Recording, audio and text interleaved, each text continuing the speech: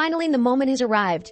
Everyone is counting on us when the countdown starts at 5 seconds. 5, and there's someone in the crowd shining thinking, what nonsense. 4, I'm back. Back to just before I was pushed into that terrible game. As much as I reached the last and 20th round, if I could, I'd stop time right now. A message appears. Your 100 time reversal runes have already been used. And there he is. Well, this is the final attempt anyway, and I'll have to face this game until the end. For that, I'll need to take 4 people with me to the final round. He glances around thinking who will be the best people to team up with. We rewind a few minutes and we see a group of guys celebrating. Yeah man, now we're adults, no more need for fake IDs, right? So what are we going to do after graduation? Should I try delivering for iFood? Hey Gamin, what are you gonna do? He replies, me? Didn't I tell you before? I'm gonna be a gangster. The other retorts, are you crazy? If you mess up in that, you're done for, man. Another one asks, you're not joking about this, are you? Yamin responds, I already said it.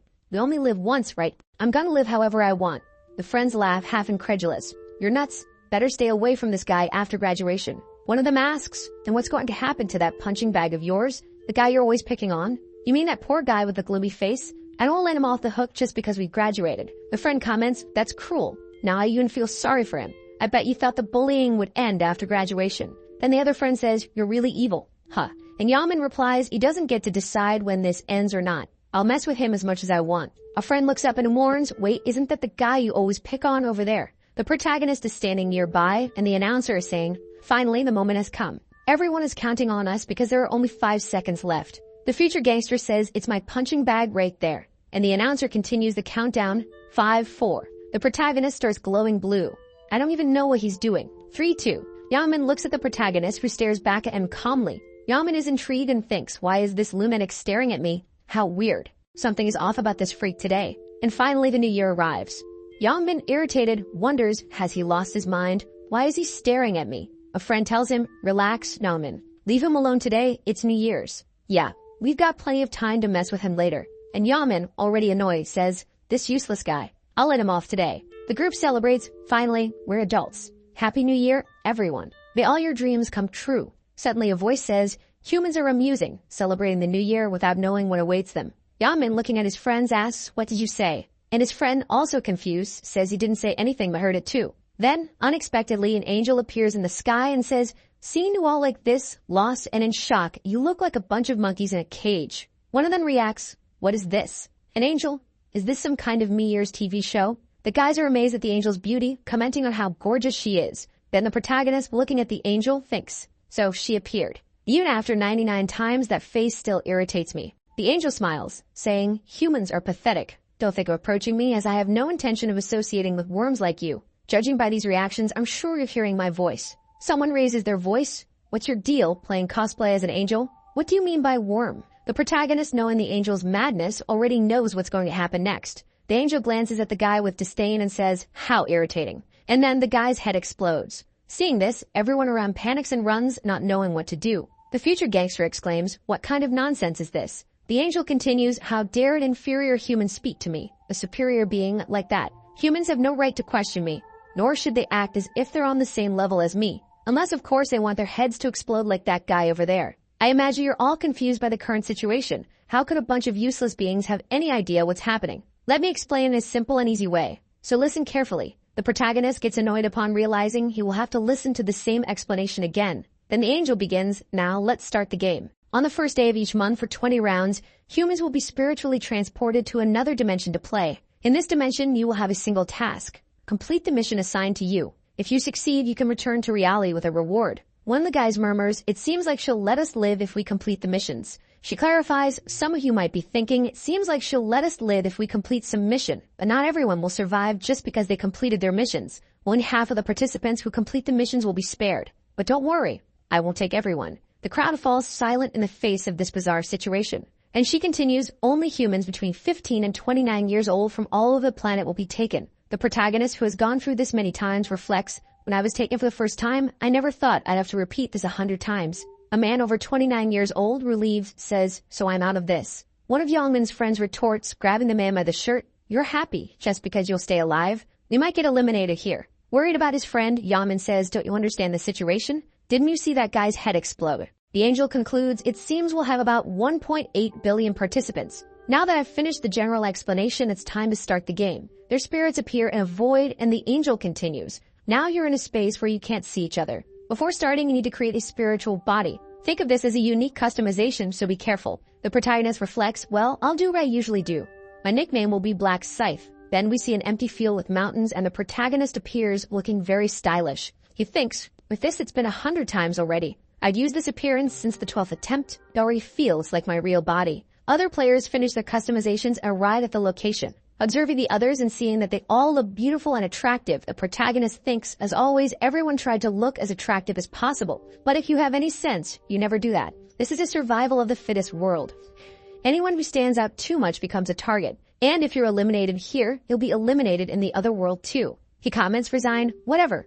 It's almost time anyway. Then he sees Yangmin, who has always chosen muscular body. The angel reappears. From what I see, everyone is satisfied with their new avatars. But I prefer when you're overcome with fear. Let's take a look. 1,800,000 in total. A guy asks, 1.8 million.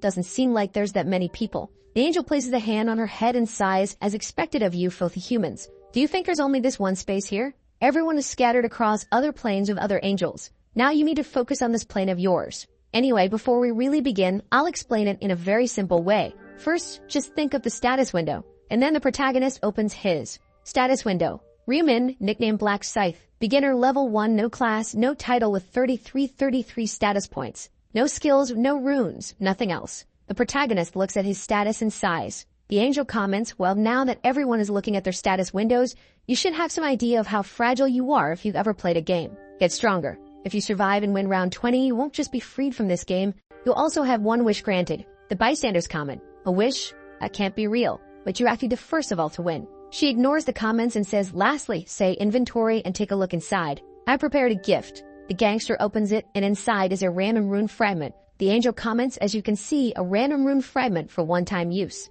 You can only use it while you're a level 1. It's the only item you'll receive at the start. The gangster uses the fragment and is impressed. The angel says, judging by your expressions, your luck varied quite a bit, didn't it? But regardless of what you got, be content with the result. This was the luck assigned to you, inferior humans. Now that the rune registration is complete, it's time for the show to begin. She then snaps her fingers and everyone's window announces, mission. Eliminate 100 goblins per person across all regions. Total participants, 1,800,000. Participants who have completed, 0 out of 900 million. Current region, ESKs 45. Participants in this region, 10,200. Participants who have completed, 0 out of 5,100. As she said, only half can survive. The other half will be eliminated. The first goblin appears and someone comments, look, a goblin. This really feels like a game. Could this be some kind of new virtual game being tested on us?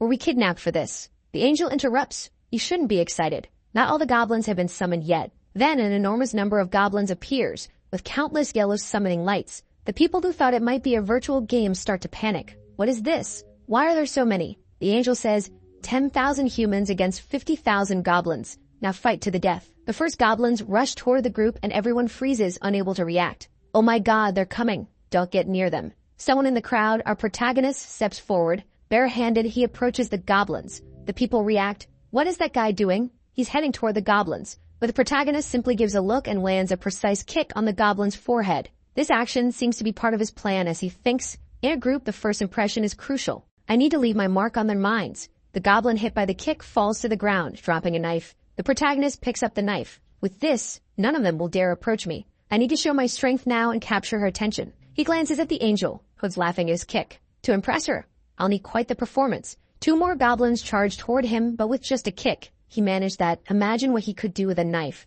He slices through them with no mercy, eliminating both. The group around him reacts. Did you see that? That's insane. Who is that guy? He must be some kind of special force or something. Even his nickname, Black Scythe, is awesome. Someone says, goblins are usually the weakest enemies in games, right? I think we can defeat them too, even if not as easily as Black Scythe did. It probably won't be too hard if we stick together. But as they talk, a goblin attacks, causing the first casualty. Then chaos erupts, people run, others fight, and the scene becomes a frenzy. The protagonist watches everything while easily eliminating goblins, thinking in this situation, no one will think this is a game. There will only be one thing on their minds now. They'll think only about surviving. Survival instincts will dominate their minds no matter what, and they'll all just keep running. That was also my choice during my first attempt. Only in the second did I realize there was no point in running on this battlefield. A girl, trying to escape, encounters an invisible wall, a kind of barrier, and realizes escape isn't an option. The protagonist knows that for many modern humans, defeating even one goblin is already a challenge. But to survive in this game, they'll all have to overcome that. The chaotic confrontation continues with people falling, goblins attacking, and the angel watching. She comments, laughing, "How entertaining to see humans fighting goblins. Even small, if armed, they're dangerous." Her gaze fixes on the protagonist. Who is that human? Black Scythe, 70 out of 100. She then notices the system isn't showing more information about him besides the mission. What a mediocre system. Why is it hiding his details beyond the mission? She sighs, as a superior being guiding these humans is frustrating. But I think I'm starting to enjoy watching. The protagonist fighting eliminates a goblin. You defeated a goblin, gained 4% experience, 10 gold, and leveled up. Now he's completed 75% of the mission, dodges an arrow shot at him, and 5 goblins come his way. He dodges the first, strikes one in the chest, another and another, hits one in the forehead, spinning the dagger. The remaining goblin freezes in fear, even trying to blend in to become unnoticed. But the protagonist eliminates it without hesitation. He stares at the other goblins and taunts. "Anyone else coming?" The goblins cower, scared, even glancing sideways in an attempt to remain invisible. He breathes a sigh of relief. "Looks like I can at least catch my breath now." Maxki opens the status window. We see he's gained 6 points at level 4, and calculating that he quickly reached level 4 and earns 2 status points per level, he decides to allocate everything to dexterity. In addition to improving his dodge chances, it also increases his attack speed and movement speed. By far, dexterity is the most important stat early in the game. He concludes, "With this fast progress, I've probably already caught the angel's attention. It's time to finish this." He throws the spinning dagger straight at the opponent's forehead. "Hey, aren't you coming?" The goblins are a bit irritated, frozen in place, and he says, "If that's the case, I'll have to come to you." In a blink of an eye, it seems he teleported, already holding the knife behind them. The goblins look, but he quickly moves through them, eliminating them all. Experience increased by 4% plus 10 gold. You leveled up and eliminated the 100 goblins. The mission for the first round was completed, and then he was surrounded by a golden barrier. I passed round 1 without much effort. The reason he eliminated the goblins like a true maniac was to catch the angel's attention, but also, then the system announces, "Congratulations, you completed the mission first in the current region. Congratulations, you completed the mission first across the entire region. Round 1, entire region, Black Scythe." And he sighs, once again, first place. It's very advantageous to complete the missions quickly in the rounds, as the top 3 receive several rewards depending on their placement. The system then says, as a reward for finishing first in the current region, you receive a low-level rare weapon ticket. And most importantly, for finishing first across the entire region, you receive a special reward and a selection chest, which is obviously the best reward. He then says, "First, I'll use the weapon ticket I got from the current region." He sees that he can choose between a sword, a stiletto, or a spear. Well, it's not much, but I'm still satisfied to get items this early. Our protagonist, full of confidence, chooses the stiletto, of course. A rare weapon with 15 attack plus dexterity and no special effect, but the best dagger a beginner could use. He then discards the goblin's common dagger. I'll hold on to the special selection chest for now. Checking his status windows, he reflects on the title he earned earlier. This is something I've never seen in my last 99 attempts. He takes his rune and uses it. Use a random rune fragment. Congratulations, you obtained the time reversal rune. The rune obtained will be embedded in the player's soul. Traces of the rune were found in the user's soul, but due to the rune's special properties, registration failed. He thinks, a natural outcome. If I could emit this rune repeatedly, it would mean I could keep returning infinitely. The system notifies him again. Due to the traces, you have identified as a time traveler with 100 journeys and have earned the title of Last Traveler. He's confused. What does this mean? In this game, titles are concepts above runes in importance. The title of Last Traveler, unlock condition. Obtain 100 time reversal runes.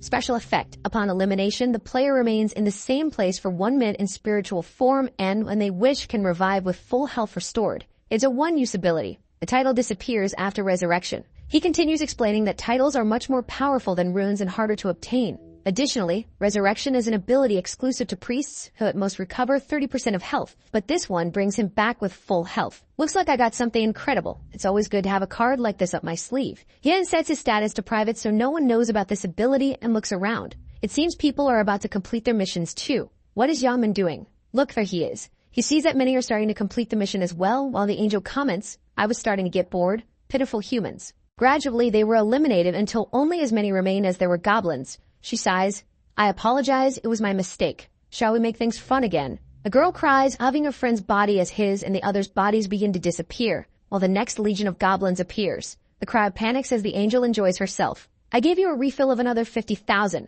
I'm sure you now have more than enough to eliminate." At this point, people are already adapting and preparing to eliminate the goblins. Stabbings, shoves, and intense fights take over the field. 1,021 people finished. In the middle of the battle, some help while, selfishly, the gangster pulls a friend to take the stab in his place. 2,129 people finished. The protagonist watches everything from his safe spot. A crazy guy puts his bloody hand on the barrier, probably watching a friend being eliminated. 3,533 people finished. The angel enjoys the situation while the protagonist observes her. At the end, 5,143 people completed the mission. The remaining participants who hadn't finished yet asked where the goblins were. The angel informed them, "I warned you. Only half of you would complete the mission. Now that it's over, the rest must be eliminated. These are the rules of the game." The group reacted in terror, begging her to wait because they only needed to eliminate one more goblin. But she smiled and said, "Why so many sad faces? You should be happy to be alive. Well, in any case, you may return since you survived. Congratulations on passing the first round. I hope you put in more effort next time. But before we leave, why don't we take a look at the numbers?" The results window for the first round appeared, showing the protagonist in first place, finishing in 10 minutes, someone named Stupid Idiots finishing in 16 minutes, and someone named Heavenly Demon in 17 minutes. The protagonist ranked first regionally and overall, earning 1,000 gold as an extra reward to use in the game's shop. Everyone around him stared and he thought, "Looks like everyone already knows I'm rank 1. The angel exclaimed, "I can't believe the top one from all regions is from my region. What surprise." Black Scythe. Then she asked curiously, "How did you get so strong? Did you acquire some special rune?" She tried to check his status but couldn't. He taunted her. "Why don't we check my status window?"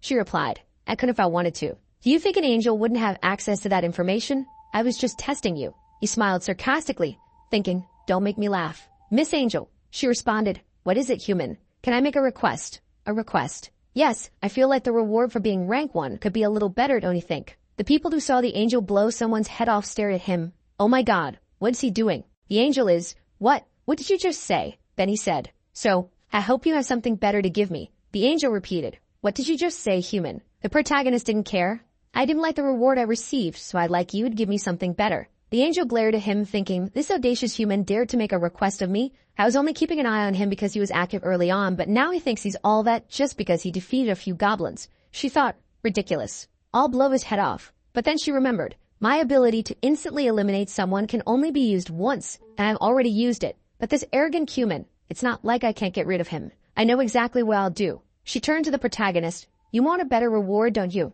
Normally, I'd refuse this kind of request immediately, but I'll think about it, and we can have a private conversation. Everyone else, please wait. The others were stunned. Wait, what? She's actually going to give him a better reward? I can't believe that lunatic actually convinced the angel. Should I try complaining too? I didn't like my reward either, but I'm sure it's just because he's rank 1.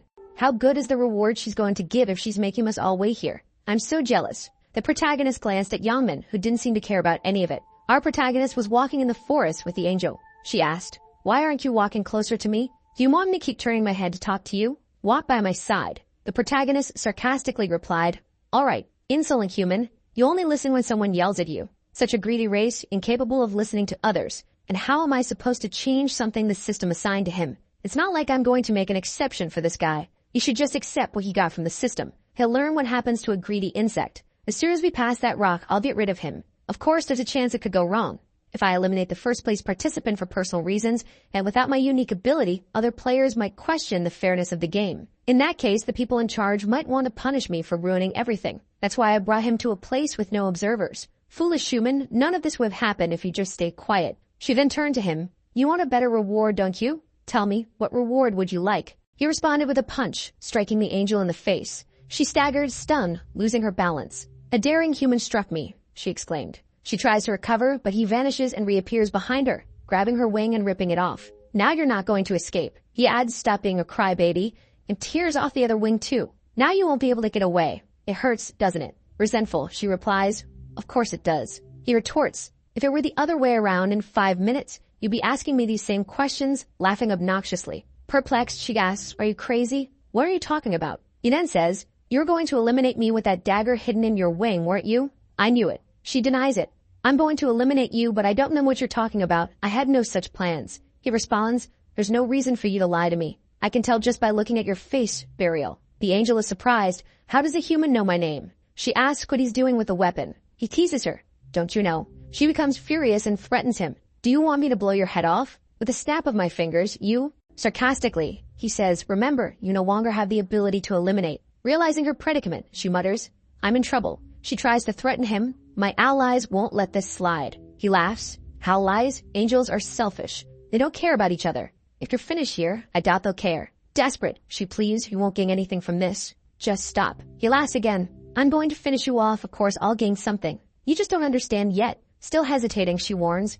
If you eliminate me, you'll regret it. You won't be able to go back home. He replies, this system will automatically return me at the end of this. How do you know that? In desperation, she promises him information in exchange for her life. He answers coldly, if I needed information, I'd extract it from you. I'd torture you until I found out everything I want.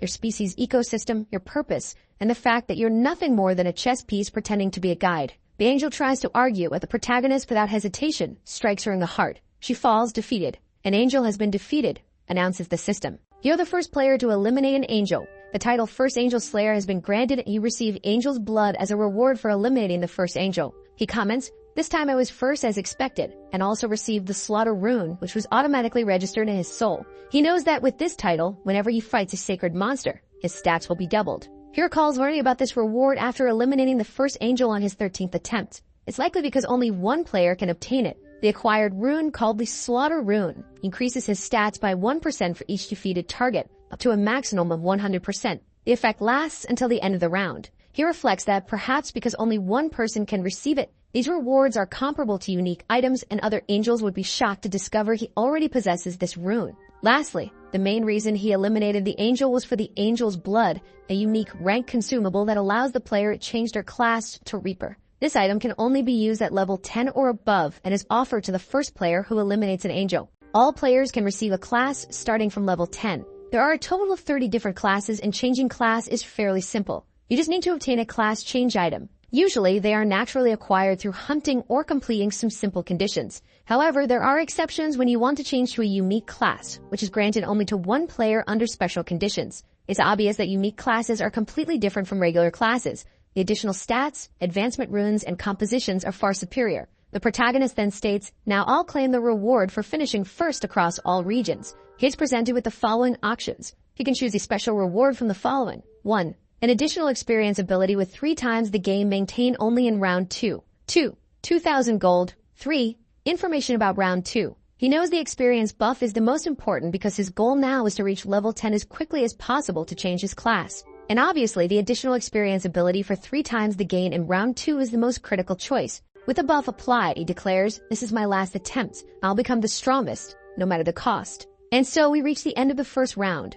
The gangster wakes up in the place where the New Year's celebration was happening and immediately starts talking. So this is the New Year's bell. What happened here? Did everyone pass out like I did? Some people begin to wake up commenting, wow, what a strange dream. He checks the clock, 5:20 a.m. The same amount of time that passed in the dream had passed here. Everyone, including his friends, wakes up with a headache. He remarks, you're up? So Youngmin, did you pass out too? Youngmin responds, it wasn't just me. It seems like everyone passed out. He comments, it looks like everyone fainted at the same time. What's going on? I was about to say I had a very strange dream. A friend asks, Youngmin, did you have that dream? Youngmin hesitates. Yes, but I'm not sure it was a dream. So you think it was all real? The goblins, round 1 than everything else. Are we really going to be sent to the next round next month? Suddenly, they notice someone who hasn't woken up. Hey, why isn't this guy getting up? When they touch the person, they realize the body is cold. One of them, worried, comments, he's not breathing. I can't feel his pulse. Is he really dead? Another person says, did he die because he didn't survive the game? Are all the people not waking up corpses? This is impossible, only half survived. Will the next round be the same? The gangster prodigy, known for his coldness, speaks with unsettling happiness. It doesn't matter whether someone was born rich or poor. The chances of survival are the same. Now there's no reason to complain about life being unfair. Stay calm, you useless people. We just need to survive. But why are you all so worried? A panicked voice says, it's so unfair to be eliminated like this without even being able to fight properly. Yamin, irritated, retorts, it's not like that. Other people were also put in this situation. What's unfair about it? His friends think to themselves, what a crazy bastard. An angry friend says you've lived your whole life as a gangster until now. So maybe you don't feel like you've lost anything. But I had plans, things I still wanted to do. One of the friends notices Yamin looking around. What are you searching for? Yamin replies, where is that damn kid? Who? That slave of yours? Yeah, where did that guy go? I'm sure I saw him over there before passing out. Did he not even make it past the first round? Makes sense, right? How can a weakling like that survive in the end? Then he hears something, looks around and sees a guy wearing armor. Who's that guy? Where did he get so much armor? Sumini mimesis a status window open in the real world. A status window appears for everyone. They quickly realize that each person can only see their own status window. If the gang system applies to reality, Naman tests his strength by breaking a stone with his bare hands. This is amazing, he exclaims, euphoric.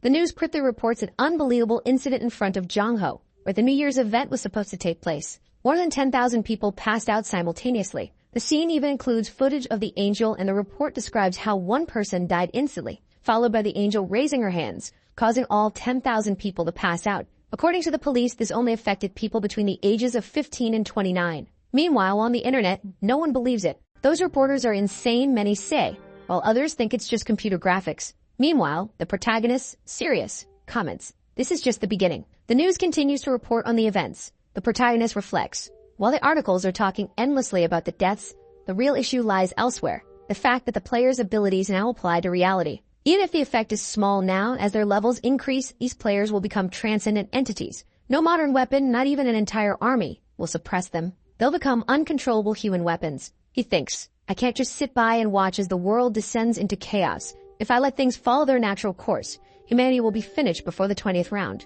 There's only one solution. I need to control all the players with overwhelming power. I'm certain I'll have to use methods different from my previous attempts. We then see what appears to be a protagonist staring at a screen. To open the final boss's room, you need at least 5 players. I already have some candidates in mind with potential.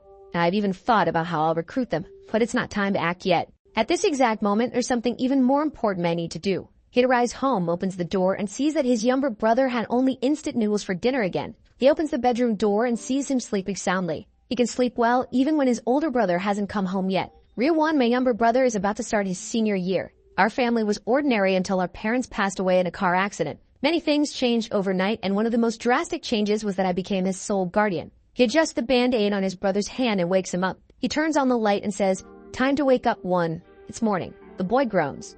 But it's only 6 a.m. We don't have time to sleep now. What? What's going on? I'll explain later. Get dressed quickly. We're leaving. But where are we going? Are you trying to watch the sunrise? I'd rather sleep. Listen, one. Now's not the time to relax and sleep. The world is in chaos. But you said we were going to watch the New Year celebration. What happened? The protagonist replies, "Just get ready, and I'll tell you on the way." The two walk through the city. The younger brother glances at the protagonist, confused, thinking for him to look this serious. What could have happened? The protagonist says, "You have no idea what's happening right now in Giyu." His brother retorts, "Why are you saying that? You're scaring me. Did something happen while I was asleep? Take a look at the top news right now." The younger brother checks his phone and is shocked. "Ma'am, does this mean an angel appear and kidnap humans to another world?" The protagonist explains, to be precise, only their souls were taken. "You mean you too?" "That's right. Only after I managed to hunt 100 monsters called goblins was I able to survive and return." His brother is stunned by this revelation. "Is that true? Are you hurt anywhere?" "Don't worry about me." "How can I not worry about you, brother?" A flashback shows their parents' funeral. The protagonist reflects, so this is family. The only one I have left is my brother, who's crying over there. I know that to fill the void left by my mom and dad, I need to become stronger mentally. But having a strong mind and defeating 100 monsters are two completely different things. The younger brother thinks he has a weak side too. The protagonist says, "I know what you're thinking. Where I was, there was a system called status, just like in games, the physical abilities didn't matter to me." Wow. So there was something like that. The protagonist continues, "And one more thing. When you see me later, you won't think I'm weak." His brother, confused, asks, "What do you mean by that?" The protagonist responds, "Well, if you want to know, just follow me." The younger brother says, "Man, I don't want to. Just tell me where we're going or I'm not taking another step. Please tell me first." The protagonist sees the band-aid on his hand, lowers his eyes and says, "Bang Taegyu." His brother, startled, asks, "What about him?" "We're going to Bang Taegyu's hideout, the delinquent in your class. I know he's been bullying you." "How do you know about this?" "You thought I wouldn't find out." The younger brother thinks, "I tried so hard not to make it obvious. My brother already has soulmate problems and things are so hard. I'm sorry, brother." The protagonist admits, "To be honest, I really didn't know. I only discovered the truth a few hours after I returned from my first round." Then the protagonist rests while his brother says he's going out. The protagonist narrates, "My brother went somewhere that day." The protagonist receives a call.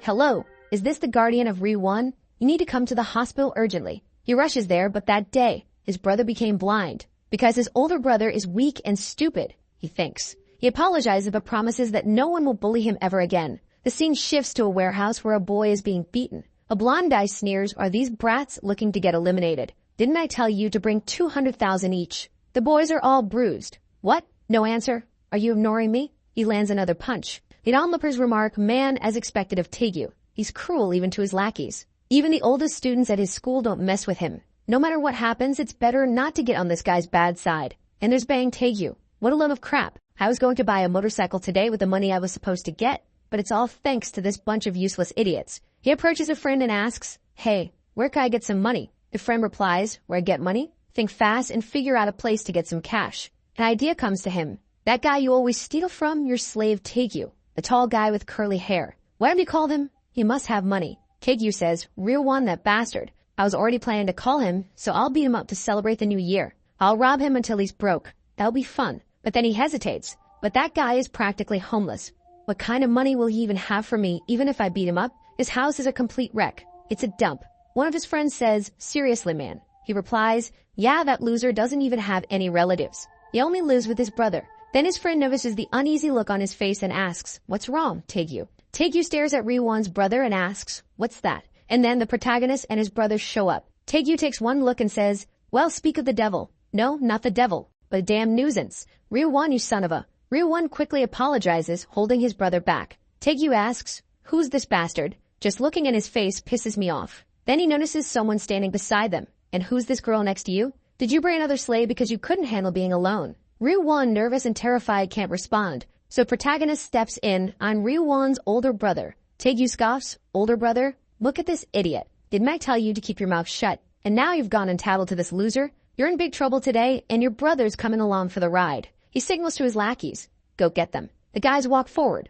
Man, the world's really gone crazy. This punk thinks he can fight Taegu. They taught Ryuwon. Tell us, is your brother good at fighting? One of them steps up to the protagonist, who's shorter than expected, and mocks. So girly, are you really gonna try to fight? And he immediately gets punched in the face and drops like a rock. The guy behind him shouts, what just happened? Another adds, did that bastard dodge? And he takes a punch to the mouth, going flying as well. Man, this guy's got guts. Another rushes forward, but the protagonist dodges and lands more punches. Everyone ends up on the ground, trembling, unsure what to do. Taegu stands there, fuming. Useless idiots. So you've learned a little boxing somewhere, huh? You think you've been taking on with that? He sneers. Ryuwon's brother, you must think you're something special just because you've learned a bit of boxing, huh? But haven't you learned that physicality is everything? The protagonist calmly responds, haven't you been keeping up with the news? Taegu snaps back, what news? What news? You idiot. The protagonist dodges another punch, then another and another, as Taegu grows increasingly dizzy. What's going on? Why can't I land a single hit on him? The protagonist quips, if you read the news, you wouldn't have dared to mess with a player like me, and lands a punch on Taegyu's cheek, dislocating his jaw. Taegu stumbles backward, his face twisting in pain. Where did that smug bastard go? The protagonist lands another punch from the opposite side for balance. Man, you don't stand a chance against me. Taegu lowers his hand from his nose and a tooth falls out. I'll destroy you, just die already. Taegu charges again, but the protagonist dodges, grabs his wrist, and lands 2 blows to his head. Taegu, dazed, stumbles. Damn it, why is this guy only punching me in the face? If I could just land 1 hit on him, just 1. He charges once more, but the protagonist dodges, lands a punch on his mouth, and sends him flying. The protagonist calmly says, bang Taegu, does that hurt? Thinking, even after all my resets, I'll never forget what happened that day, and I'll make sure that hell never happens again. He walks toward Taegu, who panics and begs him not to come closer. The protagonist grabs Taegyu's hand, surprising him. This is why you should never have messed with my little brother. The protagonist snaps all 5 of Taegyu's fingers at once. And now, let's move on to the other side. He grabs the other hand. The guy yells, no, no, like he's taken down as well. Taegyu's lackeys are already running away in desperation. Even his brother can't handle the sight, suffering from afar. The protagonist speaks. If you mess with him again, Taegu, you know what'll happen. Right. Taegu responds, I know I won't touch him again. The protagonist says, that's right, but I need to make sure of it here, since your heart might change. The guy is desperate, and then it's just breaking left and right. The scene shifts to the 2 of them walking back. His brother, a bit shaken, asks, brother, how did you do that? Did you learn martial arts or something? The protagonist answers, didn't I tell you not to worry? Didn't I? Players can use their skills in real life. What do you mean? Like this. He pulls out the dagger he received from the other world. His brother, surprised, exclaims, a knife, out of nowhere. So you can summon your weapons like that. Exactly. And when I was moving quickly, that was because of something similar. I dodge all their punches. The protagonist adds, that's right. My dexterity is now 11. Your dexterity stat? That's from the game, right? A normal human has 3 points and a professional athlete has 10. So what will happen if your level increases even more? The protagonist replies, how would I know? I haven't reached that point yet. Of course, this is a lie. He can't reveal that he's a time traveler just yet. The first time he revealed everything during his 21st regression, his brother was kidnapped by another player. Although he took revenge, he doesn't want his brother to experience that humiliation again. He knows he must be prepared if he wants to protect him in future battles between players. For now, he says, you want to grab breakfast at a convenience store? You're hungrier, right? Yeah. The two arrive. His brother asks, brother, where are you going? The noodles are over here. He replies, I know. Wait a moment. He swipes his card, thinking, this is everything I've saved up so far. 133,001. You threw all that money? I need it for something. He looks at the shelf and says, what do you want to pick out today? His brother hesitates. Brother, everything here is so expensive. Over 5,001. The protagonist responds, it's fine. Eat whatever you want. Are you really going to fill up on instant noodles for years? That's true. But will we have enough if we keep doing this? Don't worry. Pick whatever you want. Okay, then I'll choose this spicy pork belly. I've been wanting to eat this. The protagonist adds, soon we'll go to a restaurant and have steak, alright? Like really expensive meat. His brother protests. What are you talking about? This is already more than enough for me. The protagonist looks at his brother and thinks, just wait a few days. I'll make you so much food you'll get sick of it. The younger brother eats happily, while the protagonist smiles, content. He stands up and his brother asks, thanks, but where are you going? We hear a moment. The protagonist heads to the counter. Brother, you took out all that money for this. He buys a bunch of lottery tickets. Finally, someone doing the bare minimum after returning in time, huh? We're going to win the lottery. His brother protests, you're spending it all on lottery tickets. Yes, but how many are there? 20. What? You spent 100,001 on lottery tickets? What if we don't win anything? The protagonist reassures him, relax and just watch. What are you doing, brother? Are you choosing the same numbers? Why are you asking? These are the winning numbers. The next chapter begins with the lottery announcement. Let's start today's draw. His brother, nervous, mutters, man, we're doomed. We just wasted 100,001. We should bought food with that money instead. The protagonist says, brother, stop biting your nails. Alright, here we go. The first lucky number is 3, the second number is 18, then 9, 38, and the final number is, they're all here. His brother stares at the screen, then at the tickets. Wait a second, this is insane. We hit the jackpot. Brother, pinch my cheeks. The protagonist says, pinch yourself. This is a dream, isn't it? Do you want it to be a dream? No, never. Then he says, don't worry, it's not a dream. Isn't all this just a dream? I'm telling you it's not. We really came in first place. His brother is overjoyed, celebrating. He says, keep your voice down. The neighbors can't hear about this. And then adds, why are you so excited about it? Of course. Aren't you happy? I am, of course. I'm just thinking. I was the same way the first time. I even shouted with joy. He recalls his first time, how thrilled he was back then. But after repeating this process dozens of times, it's become almost like an annual event he's forced to endure. He knows he has to quickly amass wealth after each reset because 900 million have already been eliminated. The economy will soon descend into chaos and trading between players will become far more active in the future, all conducted through money. His brother, staring in disbelief, exclaims, I can't believe all those 100 tickets won first place. How much are we going to get? The protagonist replies, I have no idea, but he clearly knows. It's enough to shake the world, a lottery win of monumental proportions. At the lottery office, the protagonist arrives. Well, I've collected this first place reward so many times I don't even get nervous anymore. He approaches the clerk. Hi, I'm here to claim the first place lottery prize. Ah, congratulations, sir. As the clerk processes his claim, he remarks, you look like a student. Where did you buy your tickets? He replies, QS24 at the Yeonwee branch. The clerk, startled, exclaims, what? Wait a moment. QS24 in Yeonwee. He remembers hearing something earlier. Did you hear? Apparently, 115 tickets won this time. 115? That many? Yeah, crazy, right? But the craziest part is that 100 of them came from one place. Don't tell me one person bought all of them. Man, no matter what happens, when this person arrives, call the president immediately. They'll be a very VIP guest. The protagonist notices the clerk is distracted and interrupts. Excuse me. The clerk apologizes. Could you wait here for a moment? The protagonist agrees. A little later, the president arrives. Thank you for waiting. I'm the president of the Yeonwee Bank. The protagonist introduces himself and the president exclaims, you're the one who won first place. Congratulations. The protagonist replies, thank you. Why don't we move somewhere quieter? Please follow me. The protagonist is escorted to the ticket verification room. A secretary sees them and wonders, who's that guy with the president? Could he be his son? The president introduces him. He's a VIP guest here to claim his reward. Please ensure he's comfortable. The secretary thinks, VIP? Could he be the one who won with 100 tickets? The president says, you may proceed now. The protagonist thanks him and the secretary collects herself. Stay calm. She greets him. Would you like something to drink? We have plenty of options. The protagonist politely declines. Then she gets to the point. Did you bring the tickets, sir? The protagonist hands over 20 tickets, each containing 5 entries. She examines them and exclaims internally, I can't believe you really bought them all with the same number. Can you see the future? A short while later, after verifying all 100 tickets, she confirms all 100 tickets are first place winners. The protagonist asks, so how much will I receive? She replies, sir, your total rewards amount to approximately 22 billion won. After taxes, it'll be around 15 billion. The protagonist remarks, well, everything happened quickly. After claiming my reward, the first thing I did was find a place for us to move into. Then I opened an investment account. Bitcoin is projected to increase by 500% next month, so I invested all the money there. Later, he talks to his brother. What do you think of our new house? Do you like it? His brother, beaming, says, of course. This house is incredible. I've never seen a place this big. It must be so expensive. The protagonist responds, this was the best place available for an immediate move. His brother asks, but why did you choose to rent instead of buying? We have so much money. Wouldn't it have been better to just buy it?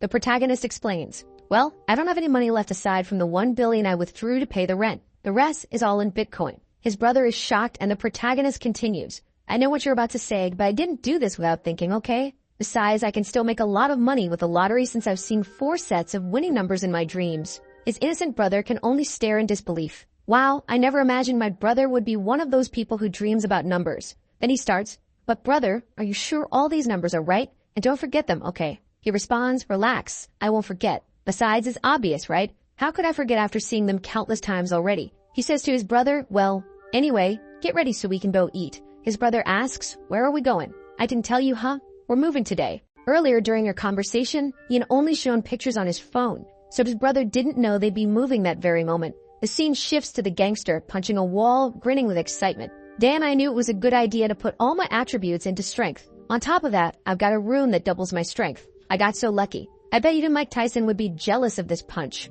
Well, this punch is enough for testing. Why don't I try a real fight now? Then he starts banging on the protagonist's door. Riemann, I don't think this bastard is dead, but he's not even answering my calls. Arrogant piece of trash. Did you think I'd let you get away after glaring at me like that? I'm going to destroy you. He's pounding on the door. Even though he and I are both players, a loser is always a loser, and now I need to teach you a lesson. It's obvious this bastard is hiding in the house, so why isn't he coming out? Fine, if that's how it's going to be. He leans against the door, thinking, if I hear the sound of breathing, I'll smash this place down. Then a voice speaks, student, what are you doing in front of someone else's door? He responds, why do you care? Are you the owner of this place or something? The man replies, I am the owner. The gangster looks confused. What are you doing? Are you here to meet a friend? My friend? That's right. I'm here for my friend. Could you open the door for me? Unfortunately, I lost contact with him. If you could just open it. The man says, oh my, it seems you've been abandoned by your friend. What? It's an empty room? The student who lived here moved out. When did that happen? He moved out today, but I don't know where to. That bastard ran off without saying anything. The scene shifts to an apartment building. The younger brother exclaims, wow, this is so tall. There's even a revolving door at the entrance and card access to the rooms. The building staff member approaches the protagonist saying, your identity has been confirmed. The younger brother exclaims, oh my god, there's even security here. Brother, this place is amazing. Let's go. Right. They arrive at the apartment and the younger brother marvels, wow man, how big is this place? About 330 square meters. Whoa dude, 330 is way too big for an apartment. 330? Isn't that a bit too much space for just the two of us? The protagonist responds, we got plenty of money. It had to be this size, right? His brother asks, how much was the lease for this place?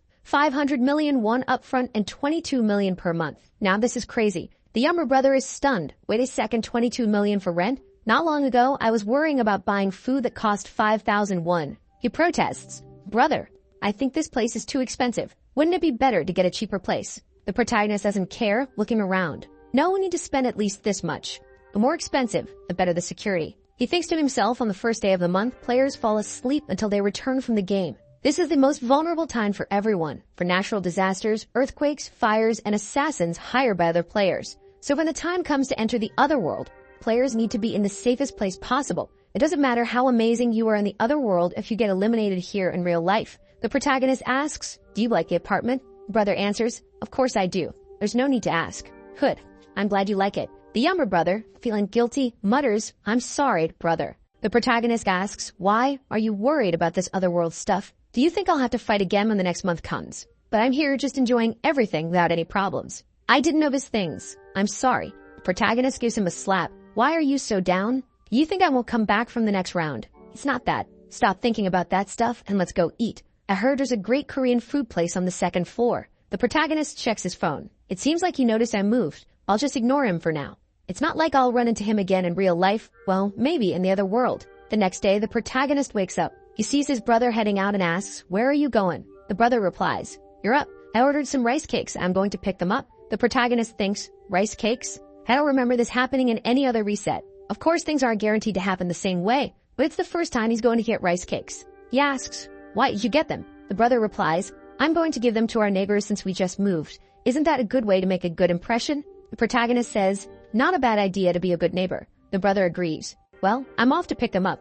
You can rest if you want." The protagonist says no, gets ready, and goes with him. They ring the doorbell. "Who's there?" "Hi, we just moved in and wanted to say hello." A woman answers the door. "Oh, you two look alike. Are you brothers?" "Yes, we brought some rice cakes for you.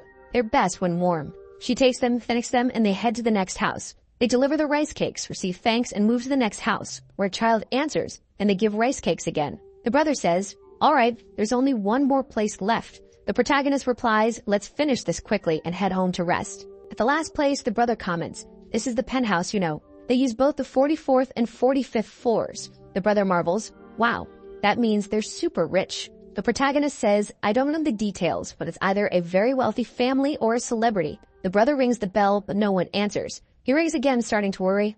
"I don't think they're home." Then the door opens, and he immediately recognizes her. It's the actress Siu Arin, with a bodyguard behind her. The brother blurts out, "Wow, she's beautiful, just like an angel." The bodyguard steps forward and asks, "Who are you?" "Fans." The protagonist, arms crossed, replies, "We're your neighbors from downstairs." "Neighbors from downstairs?" The brother steps forward to offer the rice cake and says, "Want some?" The bodyguard responds, "I'm fine." Besides, she doesn't eat this kind of thing. He moves aside and opens the elevator. The bodyguard tells her to go in and she complies, glancing at the two of them. The protagonist thinks, "I don't know who this person is, but that was rude. Best to ignore that jerk." The brother says, "I'm fine. But did you see her?" "Wow." The protagonist, "See who?" The brother, "What do you mean who? You saw her too.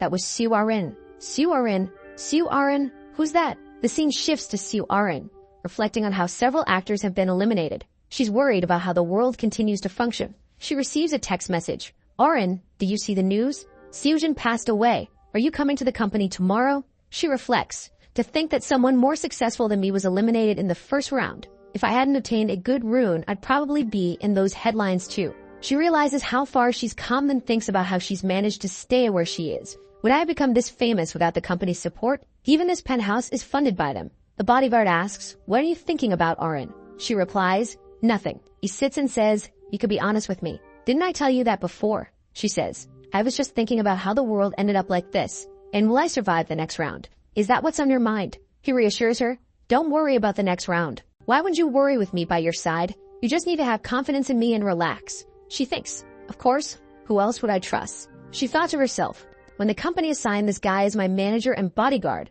I was skeptical, thinking they just wanted someone to keep an eye on me. But if it weren't for him," remembering how he helped her eliminate the goblins, she realized she would have been eliminated in the first round without him. He said to her, "I'll protect you no matter what happens, so don't give up." She replied, "Thank you so much, but what about those two rice cakes they brought over? They look delicious." The bodyguard said, "You'll gain weight if you eat that." She retorted, "Wow, but they went out of their way to come greet us. They must be upset." He responded, "Forget it. They just came to greet you. It's nothing special. They probably want something from you. If you give them a helping, they'll keep bothering you." She reflected, they didn't seem like that kind of people. Then she added, "Come to think of it, that neighbor of ours looked older than 15. So he eliminated 100 goblins and survived." The bodyguard replied, "I think so." She said, "Wow, it's fascinating to see him go through all that and act like it's no big deal." The bodyguard questioned, "Do you really think eliminating 100 of those things was hard? Only an idiot would fail." She knew she'd only done well because her abilities fit that world. Even then, she wasn't as skilled as that person, Black Scythe. He almost made me pity the goblins.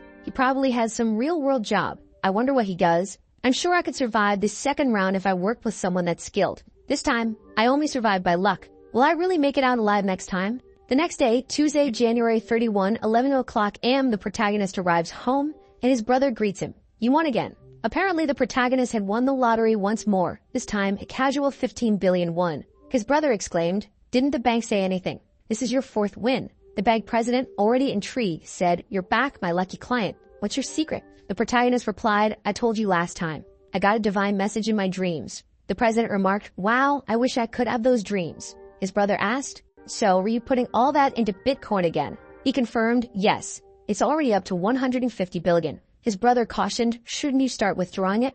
I'm worried it'll crash." The protagonist responded, "Not yet. Now let's eat. They ate and walked around the city. At 11:55 p.m., lying beside his brother, the protagonist said, "Brother, you have to stay alive and come back." His brother looked at him and replied, "Relax. You saw me deal with Taegyu, right?" He nodded. The protagonist placed a hand on his brother's head and said, "Don't worry, just go to sleep. When you wake up, I'll already be back. Now I'm off." He was transported to the second survival round. The usual crowd muttered, "We're back again. I'm here once more. This place looks different from the first round. Who's that guy?" Everyone stared at the protagonist, who looked stylish as ever. He observed, "Judging by how they're keeping their distance, most people seem to recognize me. Everyone's here. When will it begin?" A new angel appeared and said, "You're all here, but I'm a different angel from the previous one. Why do you think that is? What happened to the other one?" Confused people asked, "Where's the other one?" She replied, "The angel who managed the previous round had an accident and won't appear. But don't worry, humans. From now on, I will guide you. Since everyone's here, I'll now announce the objective of this round." The mission window appeared for everyone. Round 2, main mission. Select a regional representative within 3 hours. People questioned, "What does it mean to select a regional representative? I thought they'd ask us to kill some monsters." One of them pointed out, "Wait, check the survival numbers. Can everyone survive this round?" The angel commented, "Since everyone seems confused, I'll explain. As you can see, completing this round has nothing to do with fighting. It will end once you select a regional representative. When someone becomes a representative, they'll gain the authority to command others and force humans to do whatever they want. If the representative gives an order, the others will either crawl or be eliminated by them. Don't you think that's immense power? In 3 hours, everyone will receive a ticket to vote. With this ticket, you just need to choose someone to become the representative." One guy observes and asks, "That's it? Nothing more?" The answer comes, "That's right. By simply voting, you will complete the mission and can return home. Think of it as a break between rounds." Everyone is excited. "Man, I don't even have to fight. I'll survive. This is way easier than the last round." Then she adds, "Well, now you just need to discuss who will become the representative within the next 3 hours. Time until voting, 3 hours. People are ecstatic. Man, I'm not going to be eliminated. This is great. The maniacal gangster, however, is annoyed. What a disaster. I was ready to fight, and now it's all for nothing. Someone approaches him. "Yangman, calm down, man. What's the problem? We'll survive just by voting." But the maniac keeps ranting, "I put all my attributes into strength and can't even show my potential. This is infuriating." The protagonist thinks, well, seeing how he put everything into strength, he probably got the strength ruined this time too. Everything, including Yama's rune and this whole situation, is exactly as I remember. They'll spend the next 3 hours arguing about who to vote for. But becoming the representative isn't the most important thing. The existence of a main mission means there's also a secondary mission. The hidden mission for round 2 is to acquire a class. To do that, I need to reach level 10 as quickly as possible. He spots a hidden goblin in the forest and says, "Come on." The creature rushes at him, but with one swift move to the neck, it's done. Current kills, 1/100th. With a 3x buff applied, he gains 9 experience points and all his attributes increase thanks to the rune from killing the angel. Going deeper into the forest, start hunting is the right move. Goblins travel in groups, so where there's one, there are more. The goblins stare at him ready to attack. But if I were you, I wouldn't. They'll all be torn apart. However, since they're designed to be defeated, one takes a hit to the chest, another is sliced down, and soon he's at 50 kills. One more level to go. Only 30 minutes have passed. He checks his status window. Black Scythe, level 9. At level 10 and I can already change classes. If I had a strength rune, it would be more efficient to boost my strength. But it's tough to survive if you only invest in strength. No matter how strong you are, you're done if you take a fatal blow. Players have 4 attributes: strength, intelligence, dexterity, and luck. Strength increases physical power, health, and defense.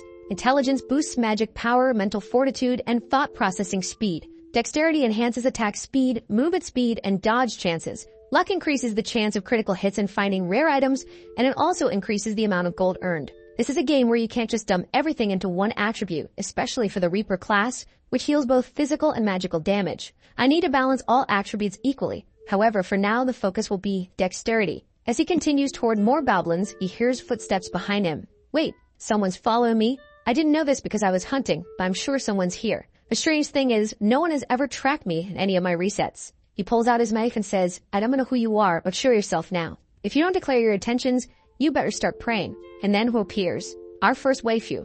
Hello, it's me. The protagonist recognizes her. This person? The actress Siu Aran? Why is Siu Aran following me? She apologizes. Sorry for following you. Her bodyguard steps forward. Apologies as well. We didn't mean any harm, so please don't be upset with us. The protagonist notices the man's nickname. On Sang-chil. Wait a second. Isn't this guy the right-hand man of Meg Yeonrak? He thinks, I'll have to come up with another name for him. That one's too complicated. Meg Yeonrak is the eldest son of one of the biggest corporations in the country and a player. with the nickname Heavenly Demon. He's also one of my targets. Recruiting the Heavenly Demon to my team will make my growth a lot easier. What I really need is the healer who will ally with him. I didn't expect to meet his right hand so early, but why is An Sang Chiel walking alongside Siuren? Wait a second. Was he the guy standing in front of her apartment? Now that I think about it, I recall something about the Celestial Demon sponsoring a celebrity as part of their business. But what matters now is, when did you start following me? He thinks, Gayamena, like this. The future is changing again. Siuren speaks. We started following you right at the beginning. I saw you heading into the forest and decided to come too. Sorry if that upset you. The protagonist asks, why did you follow me? It's not for any bad reason. I just wanted to make you an offer. An offer? Yes, you placed first in the first round, so I was thinking we could cooperate or something like that. The protagonist asks, cooperate? As far as I know, cooperation is a word used when both sides benefit. She replies, that's true. He immediately responds, but I don't need you, do I? I'm doing just fine fighting on my own. Don't waste my time with useless conversations and leave. Wow, the protagonist is not holding back. She tries again, let me stay with you. And he says, no, I'm too much of a man to stay with a woman. I have no intention of forming a team with you. Then he turns his back and walks away. The guy gets irritated, thinking, who does this bastard think he is? How big is his ego? She collapses to the ground. He exclaims, Miss Urin. She responds, he's not rank 1 for nothing. The pressure was overwhelming. The guy says, pressure? Of course you'd be nervous with him pointing a knife at you. She replies, I just want to form a team with rank 1. But it looks like things didn't go as planned. He says, what did I tell you? People like him are too proud to consider teaming up with anyone. I know, but it's still disappointing. Well, don't be. We're wasting time following someone like him anyway. She comments, wow, I didn't know there would be monsters like this in the forest. Should we spend this extra time hunting? Not a bad idea. Alright, let's go, Mr. Bodyguard. Seriously, call the guy by his name, girl. Even in a virtual world, show some respect for his profession. Meanwhile, a goblin looks around confused. Where is he? The protagonist suddenly appears and strikes. He thinks you're talking about cooperation while I'm this busy. I don't have enough time to consider those things. It's almost time to level up. You eliminated the hobgoblin. 60 eliminations. Then a pack of wolves appears. Wild dogs. Okay, 5 at once. Looks like I'm lucky. The beasts charge at him, but the protagonist glances at them and swiftly takes them all down. They drop to the ground, dead. 65 eliminations. You've leveled up and reached level 10. It's time. You met the conditions for advancement and can now access the shop. Finally, my advancement. Round 2 side mission.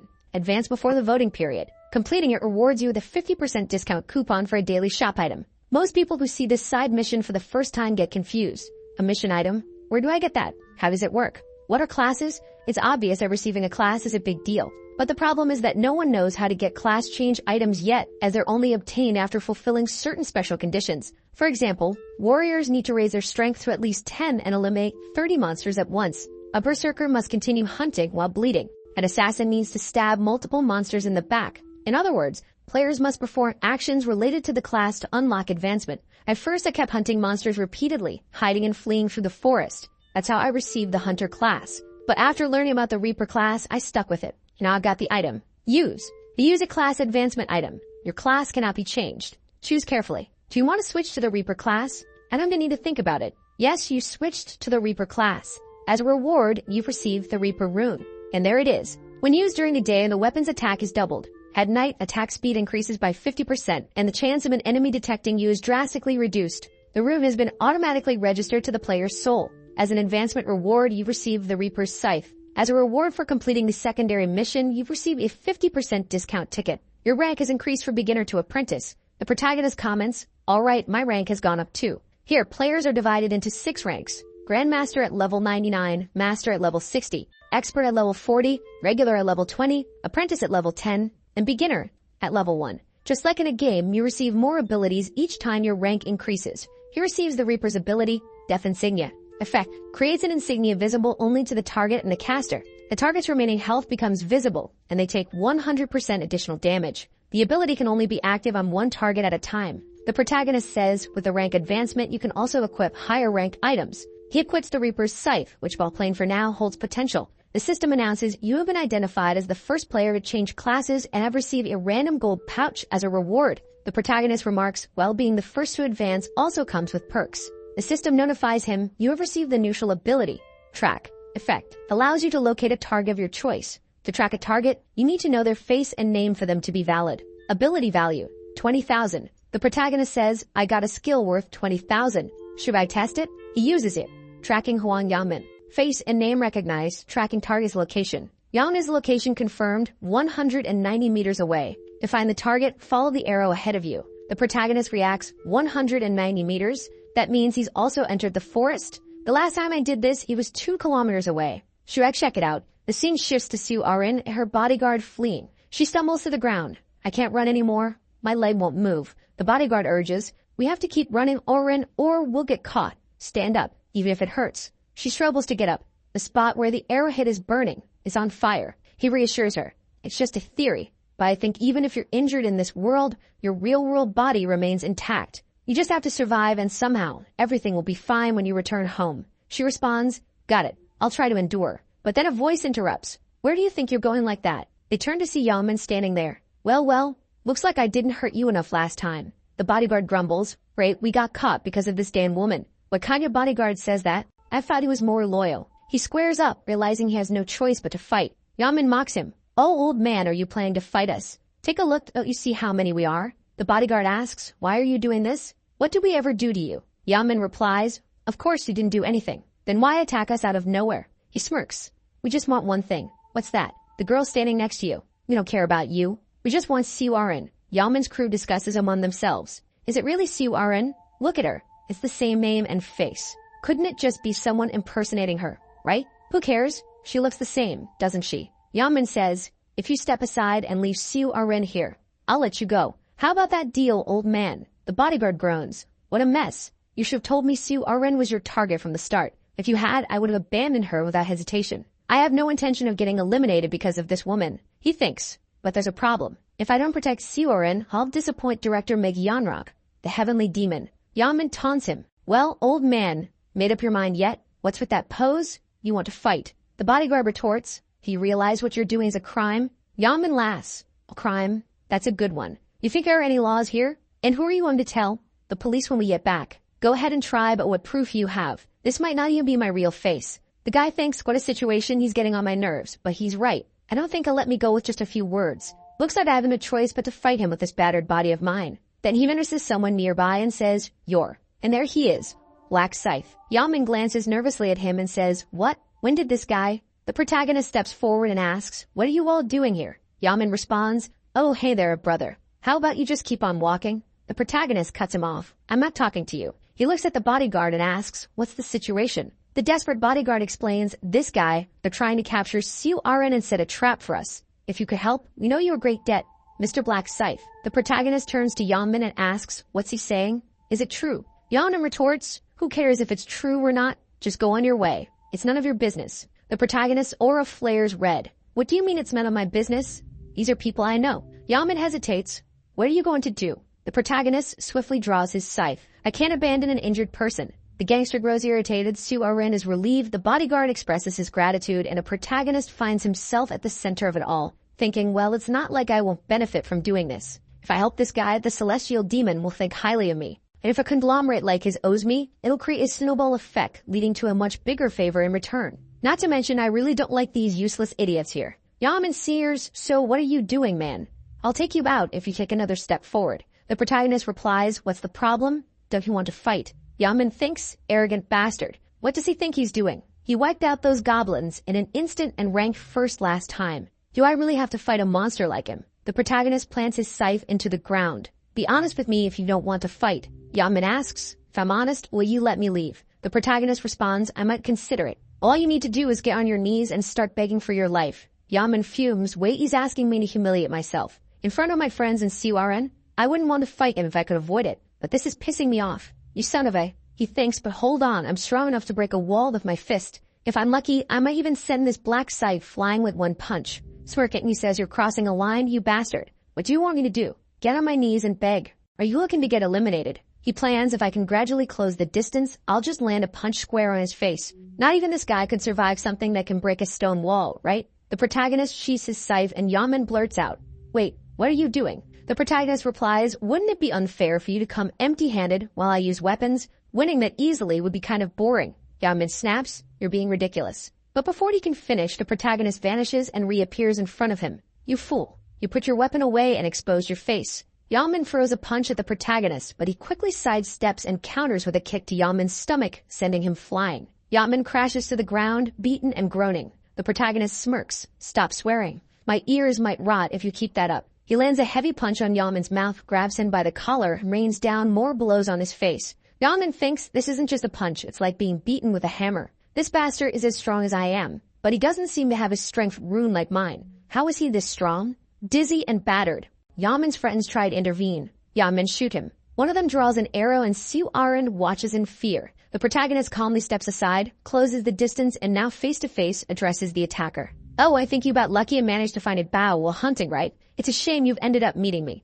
The scythe is already out. It swings and the arm goes flying kid. The guy is already on the ground, writhing in pain, and the other two are panicking. Do you think you can escape after messing with us? You're done for. Die, you bastard. The protagonist just gives him a look. Death emblem, he pulls out the scythe, swings, and wow, so cruel, he cuts the warrior right at the shins. Man, that scythe slices through like butter. He's already stiff on the ground, and his friend is his leg. Dude, the protagonist says, you attacked me with a weapon, didn't you? So you'll have to pay the price. And then man, the protagonist seems to have a thing for chopping people into pieces, and now everyone's ending up amputated. They're going to have to set up a disabled zone. Well, as expected from the death emblem, this buff with double damage can cut through even armor in a single blow. The guys are all on the ground, amputated.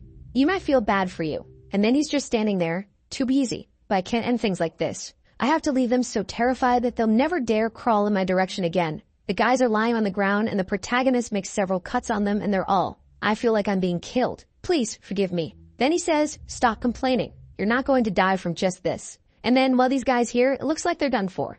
The next one is, he glances to the side. You know it's useless to keep hiding, right? There are no exceptions here. Man here becomes again with that vibe, chopping down another one. Damn dude. The poor guy is agonizing there. Then he says, stop being such a crybaby. This isn't even that painful. And remembering, right? This is the guy who used to intimidate him. So dude, you're screwed. Compared to the pain you caused me, this is nothing. Take another cut, and another. Su Aran and the guy are, oh my god, this guy Gam. To think he'd be able to keep cutting arms and legs and torturing even the ones who don't even want to fight anymore. The bodyguard is another Sekka over there. This might seem cruel to some people, but this lack of restraint is so cool. This black scythe, he definitely rivals even the president. The protagonist, after the beating session, says, so, are you guys calm now? Yes, thanks to you. Well, you won't have to worry about them attacking you again. As you can see, it won't even be able to walk. So you better go vote. The two thank him. Thank you so much, Black Scythe. And she asks, won't they end up being killed at this rate? And he says, so what if they're killed? They're not even on the level of animals. Right. The protagonist stares at her. Well, it looks like she's still too soft. Why does she care about the lives of these bastards? Does she think she's some kind of saint? Maybe she's trying to keep up her celebrity image. The bodyguard says, Black Scythe, can I ask you something? I hope you don't mind. Then he says, what is it? Fighting to kill him. It wouldn't be a problem in this world even if you did. Yaman is in shock, seeing how the situation could get worse for them. The protagonist says, is there a reason I didn't kill him? Thinking, this guy is acting exactly like the right-hand man of the heavenly demon. And he says, it's simple. I don't gain any benefit from killing them. No benefit, but even so, leaving things behind like this, they might come back and cause trouble in the future. The protagonist gives him a look and says, trouble. Do you really think these guys can cause me any trouble? Besides, it's not good to decrease the population, since the number of participants who can finish the round ends up dropping as well. The guy says he's really got a point. If the number of participants decreases, the number of people saved also drops. He's already thinking about these details. His understanding of this game is way above everyone else. This guy is truly impressive. And then he says, got it then. We'll ignore this trash too. The protagonist says, well now I'm off. The guy says, no wait, hold on, Black Scythe. If you give me a bank account, I can send you compensation in the real world. Forget about it. And he's already leaving. The guy is, wow, to think he would refuse a reward after saving us? I need to tell the president as soon as I get back. Well, as much as it would be nice to get rid of this guy for now, I'll have to hold back. Since, as Black Scythe said, there's no benefit for me in eliminating him. And then he spits in the guy's face. What's that? That was humiliating. Let's go. Arin. Let's move out, everyone. Already at the voting region, everyone's there. Please, give me all your votes. Vote for me. You know, if you vote for me, I'll do the right things. Man, these guys think this is the presidential election or something. No, instead of voting for someone like him, I'm sure I'll do better. The guys are arguing, everyone's grabbing each other. People saying, don't fight, be careful. Then someone says, you're all too irritated. It has to be someone calm like me. You. Then another guy says, no, wait a minute, my dad's a congressman. How about that? And everyone keeps arguing until a strong voice cuts through. Everyone, you only have 2 hours until the voting ends. We shouldn't be wasting our time like this. Let's hurry up and decide this vote. The guy's name is Mid-Chocolate Boy. All right then. Bro, how are we going to decide who to vote for? Do you have a suggestion? And he replies, yes, I have a great suggestion. Really? What is it? Everyone falls silent to listen to him. Then he says, these people are diligently following my words. As expected, they're all falling again for my persuasion rune. When I received this rune as my fragment, I was disappointed. What kind of useless thing is this? Persuasion rune increases your chance to persuade a target if they are capable of having a conversation. Then he said, man, there's no way this will work on monsters. They can't even talk. But soon I figured out the right way to use this. He sees the guys who are about to finish off the goblins. Go, man. Just one more stab. I got one here too. And he shouts, guys, there's a woman over there in a very dangerous situation. Drop those goblins and run to help her now. The guys, what? Let's go. Let's help her first. And just like that, you manage to get past the first 100 goblins. If things go as I'm planning, I'll easily become the representative of this region. Then he tells the group, everyone. First, we need to decide the candidates. We should narrow the options down to a maximum of 5 and decide among them. The group, all manipulated, says, that's not a bad idea. Makes sense. It's a more organized way. Then he says, all right, let's reduce the options first. If there's anyone you want to recommend, raise your hand and say their name. The chummy guy was about to recommend himself, but the guy says, obviously, you can't recommend yourself. If we do that, we'll end up with the same problem as before. Then the chubby guy's like, damn it. He's right. Seems like we're stuck again. And he thinks, it's so easy to persuade these losers. But the group is indecisive. I don't know who I'd recommend. I don't know anyone here, and I don't want anyone to represent me either. And he thinks, now, everyone's quiet. At this rate, only those who stood out will be recommended. A guy in the back raises his hand and says, I recommend Mint Chocolate Boy, that bastard. And he's like, bingo. Then he says, me. And the guy replies, yeah, you'd be a great representative. Someone with such logical skills and leadership. And you're handling the situation so well, aren't you folks? And everyone's like, yeah, he is. He thinks, another sucker for my list. Thanks for thinking of me for such consideration. If there's any other name. Then another guy stands up. I like to recommend Black Scythe. And he says, makes sense. Of course, someone would recommend the guy who came in first in the last round. Another guy raises his hand. Then I want to recommend the guy who came in second. Life is a documentary. I'll recommend the third, Right Hand of the Black Dragon. All right, then with that, we already have 4 candidates. We just need one more. Is there anyone else you want to recommend? All right, then, since there isn't, let's say we have 4 candidates. Before we vote for these people, does anyone want to say anything? Thinking to himself, convincing this bunch of losers will be really easy. When I become the representative of this region, I'll.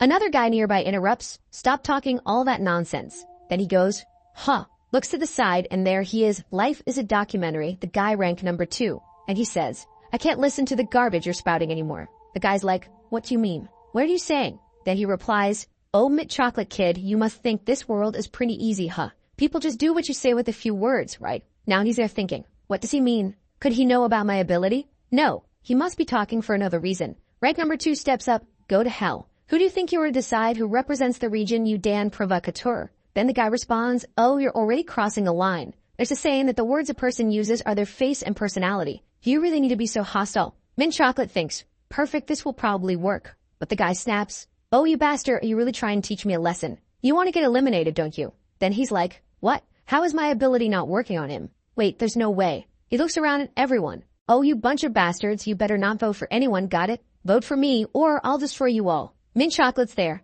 This guy is seriously clumsy. Do you really think people are going to obey you talking like that? Stop embarrassing yourself and disappear. He hears that, stays silent for a second, then gets grabbed by the neck. Stay one more thing, my friend. Not writhing on the ground, he says. I told you, didn't I? I'd eliminate you if you mess with me. The poor guy drops dead, and then he declares, if you don't vote for me, you'll end up like this guy here. Everyone is terrified and in shock. This guy's insane. He's a killer. Then he says, so what? Come fight me if you've got a problem. This guy's lost it. He's completely unhinged. Then he laughs and says, well, since you're going to keep spouting nonsense and not fight, looks like you want me to come over. And now the guy is outright eliminating everyone mercilessly. This is the best. No police, no reporters, no cameras. I can kill as many people as I want. If you don't vote for me, I'll eliminate you in the next round no matter what. Got it? Everyone's on edge. So what do? Vote or get eliminated. Done. Now they'll vote for me out of fear. That way, I'll guarantee becoming the representative. Black Scythe, I'll take this bastard down as soon as I get authority and become rank number 1. Meanwhile, the protagonist is out hunting, already having eliminated 265 monsters, maximizing the rune effect and taking full advantage of the experience buff. Well, it looks like I'm almost level 16. The downside is that since I gained so many levels, progress is slowing down now. Even after killing 200 monsters in the last 2 hours, I barely managed to gain 2 levels. The upside is that it's been pretty easy, obviously, right? I got the Reaper's rune and the Assassin's rune. Well, I think it's about time. Voting time is up. The voting period has ended, summoning all players in the starting region. The protagonist and everyone who was in the forest are teleported and see a bunch of people lying on the ground. What happened here? Sue Iron says, don't tell me that guy eliminated everyone. The protagonist, well, looks like Cho Jong-sik took the lead again this time. That guy's the leader of a gang and the second best fighter in this district. Too bad his personality is garbage. It's always a good idea to remove a ticking time bomb before it explodes, but now's not the time. The guy approaches the protagonist. Black Scythe, where have you been? I've been waiting for you for so long. What you want? Nothing much. I just have a suggestion. I'll get straight to the point. Serve me. Serve you. That's right. I'll spare your life if you serve me. The protagonist laughs. Hold on. So you're saying you want to start a fight now? Get on your knees and beg or you won't leave here unscathed. Rec number 2 is there. Looks like you're still crazy. You don't seem to understand the situation you're in, but once I become the representative. Then the protagonist says, is it hard to understand what I'm saying, or will you only be satisfied after getting eliminated here? He pulls out the scythe and the guy stammers. Wait, where did he get that weapon? Damn it, I messed with the wrong person. The protagonist stares at him. What's the matter? Cat got your tongue. The guy responds, you know I'm Cho Jong-sik, right? The leader of the Jong-sik gang. Do you really think I'm going to kneel to someone like you? Come at me with that weapon of yours, you son of a... The protagonist thinks, looks like he's as hot-headed as always. Well enough joking around. Things would get complicated if I showed my strength and ended up getting the votes, so I need to make Cho Jong-sik the representative so I can use him in the 3rd round. Not to mention it's almost time for the angel to appear. Right on cue, the angel shows up. Have all the humans gather here? The protagonist says, you're lucky. You better think carefully about who you challenge if you don't want to get eliminated early. The guy freezes, I almost had a heart attack. But I'll let you off for now. Just wait, when I become the representative of this region, I'll pay back this humiliation tenfold. The angel speaks, have you all decided on your representatives? I see that apparently you've done more than just talk in the last 3 hours. Of course, I don't care if a bunch of undesirable humans gets eliminated or not. Shall we proceed with the voting? And so the voting for the representative begins. You can vote for one person, and the person with the most votes will become the representative. To vote, just look at who you want to vote for and think vote. Players who fail to vote within 5 minutes will be disqualified from the round and eliminated. The voting starts. Everyone is wondering, who should we vote for? The gangster thinks, as expected, everyone's looking at me. But then he notices a girl not looking at him. He snaps, why aren't you looking at me? She looks startled and shouts, anyone who doesn't look at me will be eliminated. The protagonist remains calm, trying to draw as little attention as possible, while the gangster declares, if you don't vote, I'll eliminate you myself. I saw you turn your head. Someone's trying went too hard. The voting ends. Well, voting is over. Good to see none of you tried to avoid it. Now let's check the results. The angel claps her hands and the results appear. The gangster actually wins. Life is a documentary, 2,400 votes. In second place, the protagonist with 2,000 votes. The gangster exclaims, I'm in first, but are you telling me I only got 2,400 votes? And Black Scythe is in second. Those bastards, I told them to vote for me, but they voted for Black Scythe instead. The angel announces, well, here are the results. Life is a documentary, you're the representative of this region. Since that's the case, I'll grant you the power of authority so you can command the people. And the system speaks, you become the representative of the region. As a representative, you've been granted the command authority. He smiles and says, now you're going to regret not eliminating me, Black Scythe. I'll command everyone to eliminate him. But when he looks at the ability, it says, temporary skill, command authority. You can issue one command to players and forcibly control them. Under its effect, the player cannot disobey the command under any circumstances. Usage limit, 10. The ability does not work on players with a class. The gangster is stunned. Wait, I can only use this 10 times, and I can't even use it on players with a class? Does that mean everyone who's received a class can ignore everything I say? The angel continues, well, dear humans, you must be thinking everything is over after the voting, right? But that's not the case. There was a hidden mission in this round. The crowd is shocked. Wait, what does she mean? Hidden mission. Then it appears. Side mission. Advance before the end of the voting and receive a class. Everyone exclaims, what? An advancement item? Receive a class. She says, well, this mission window was programmed to appear as soon as someone reached level 10. You didn't even know, did you? The crowd murmurs, but how are we supposed to level up if there are no monsters here? She smirks. What do you mean by that? The forest is full of monsters. Well, don't feel bad. Only 80,000 people managed to advance from all the regions. Speaking of that, someone in this region got a class upgrade. Then people start saying, wow, someone already changed their class? Who? Should we check the secondary mission results to find out? She snaps her fingers and appears. Secondary mission for round 2. All regions, Black Scythe, region 45, Black Scythe. Everyone's like, wow, it's Black Scythe again. He was the first, and in our entire region, he's the only one with a class. And it's a Reaper. What kind of class is that? It sounds super strong, doesn't it? The guy was carrying a giant scythe. Life as a documentary is there, frustrated.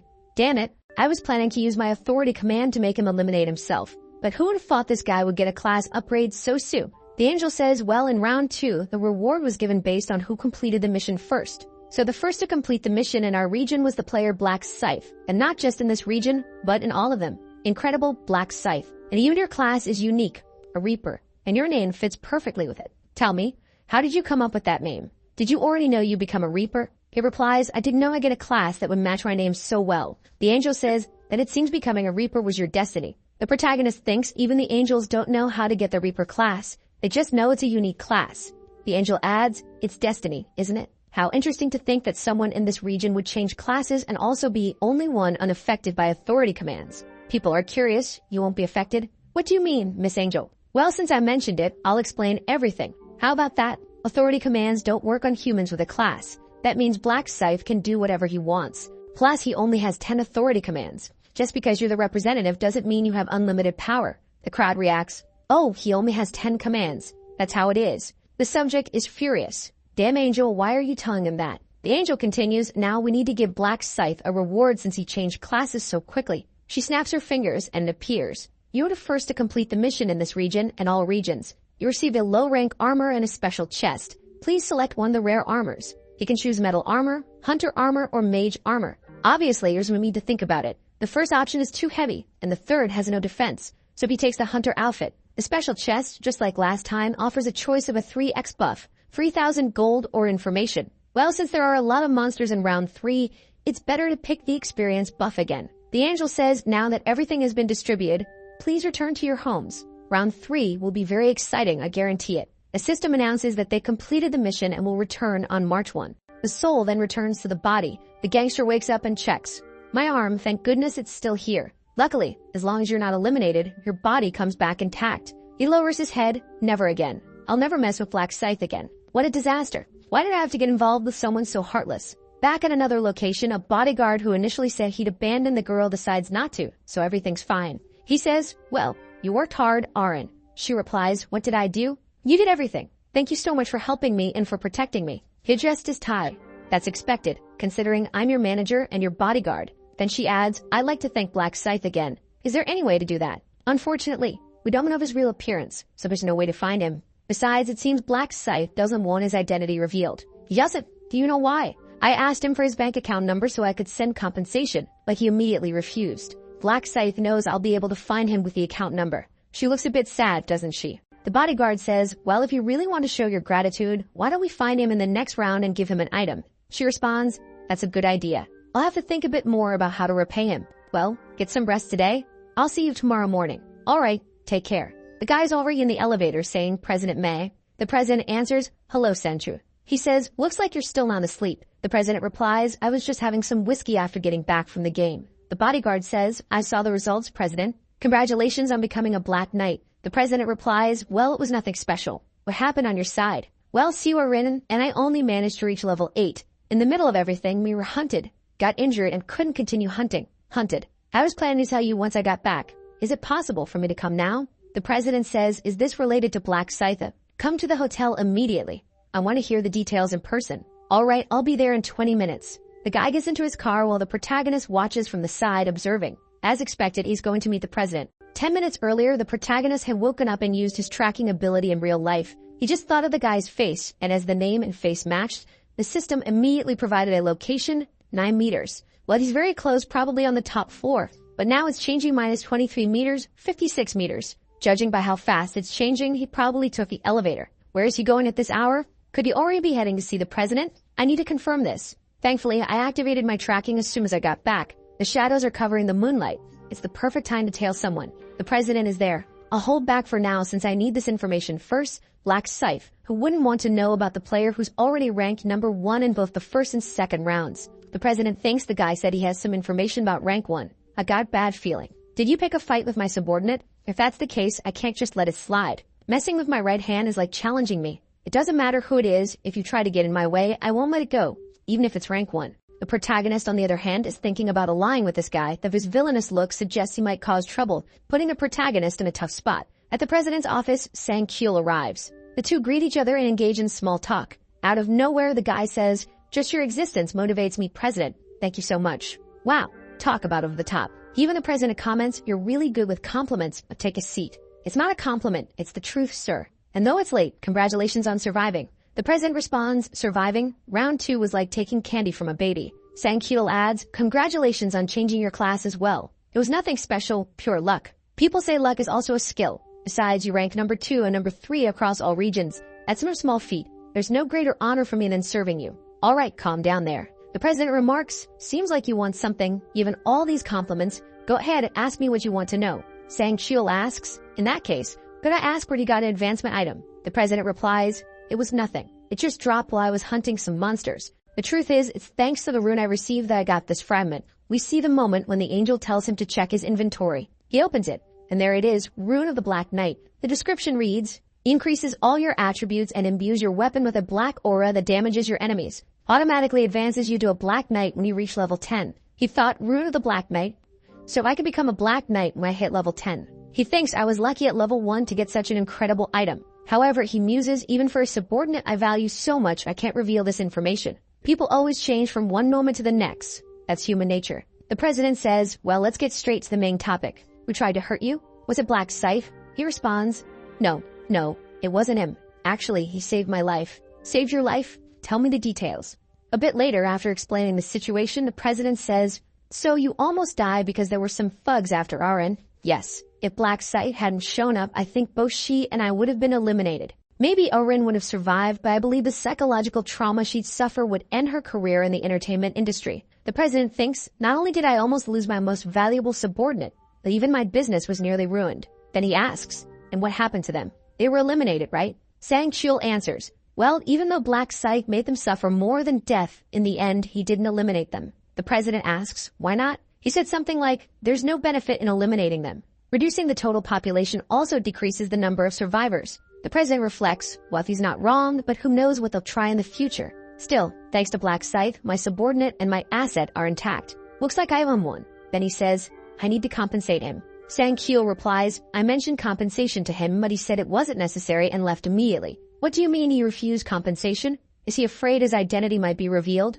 "Seems like a very cautious man." "Well, if you see him in the next round, deliver my message. Tell him I'm extremely grateful for saving both of you." "All right, I'll tell them, President. And also keep an eye out for any way we can help. You know I'm not the type of person who likes to owe anyone." "Of course, sir, as you wish. I forgot to ask something important. Those thugs, what were their nicknames?" Seems like the president is planning to hunt them down. Outside, the protagonist sits in a tree thinking, what a loyal dog. He went straight to talk to that president as soon as he got back, even though it's so late at night. "Well, now that confirmed their fate.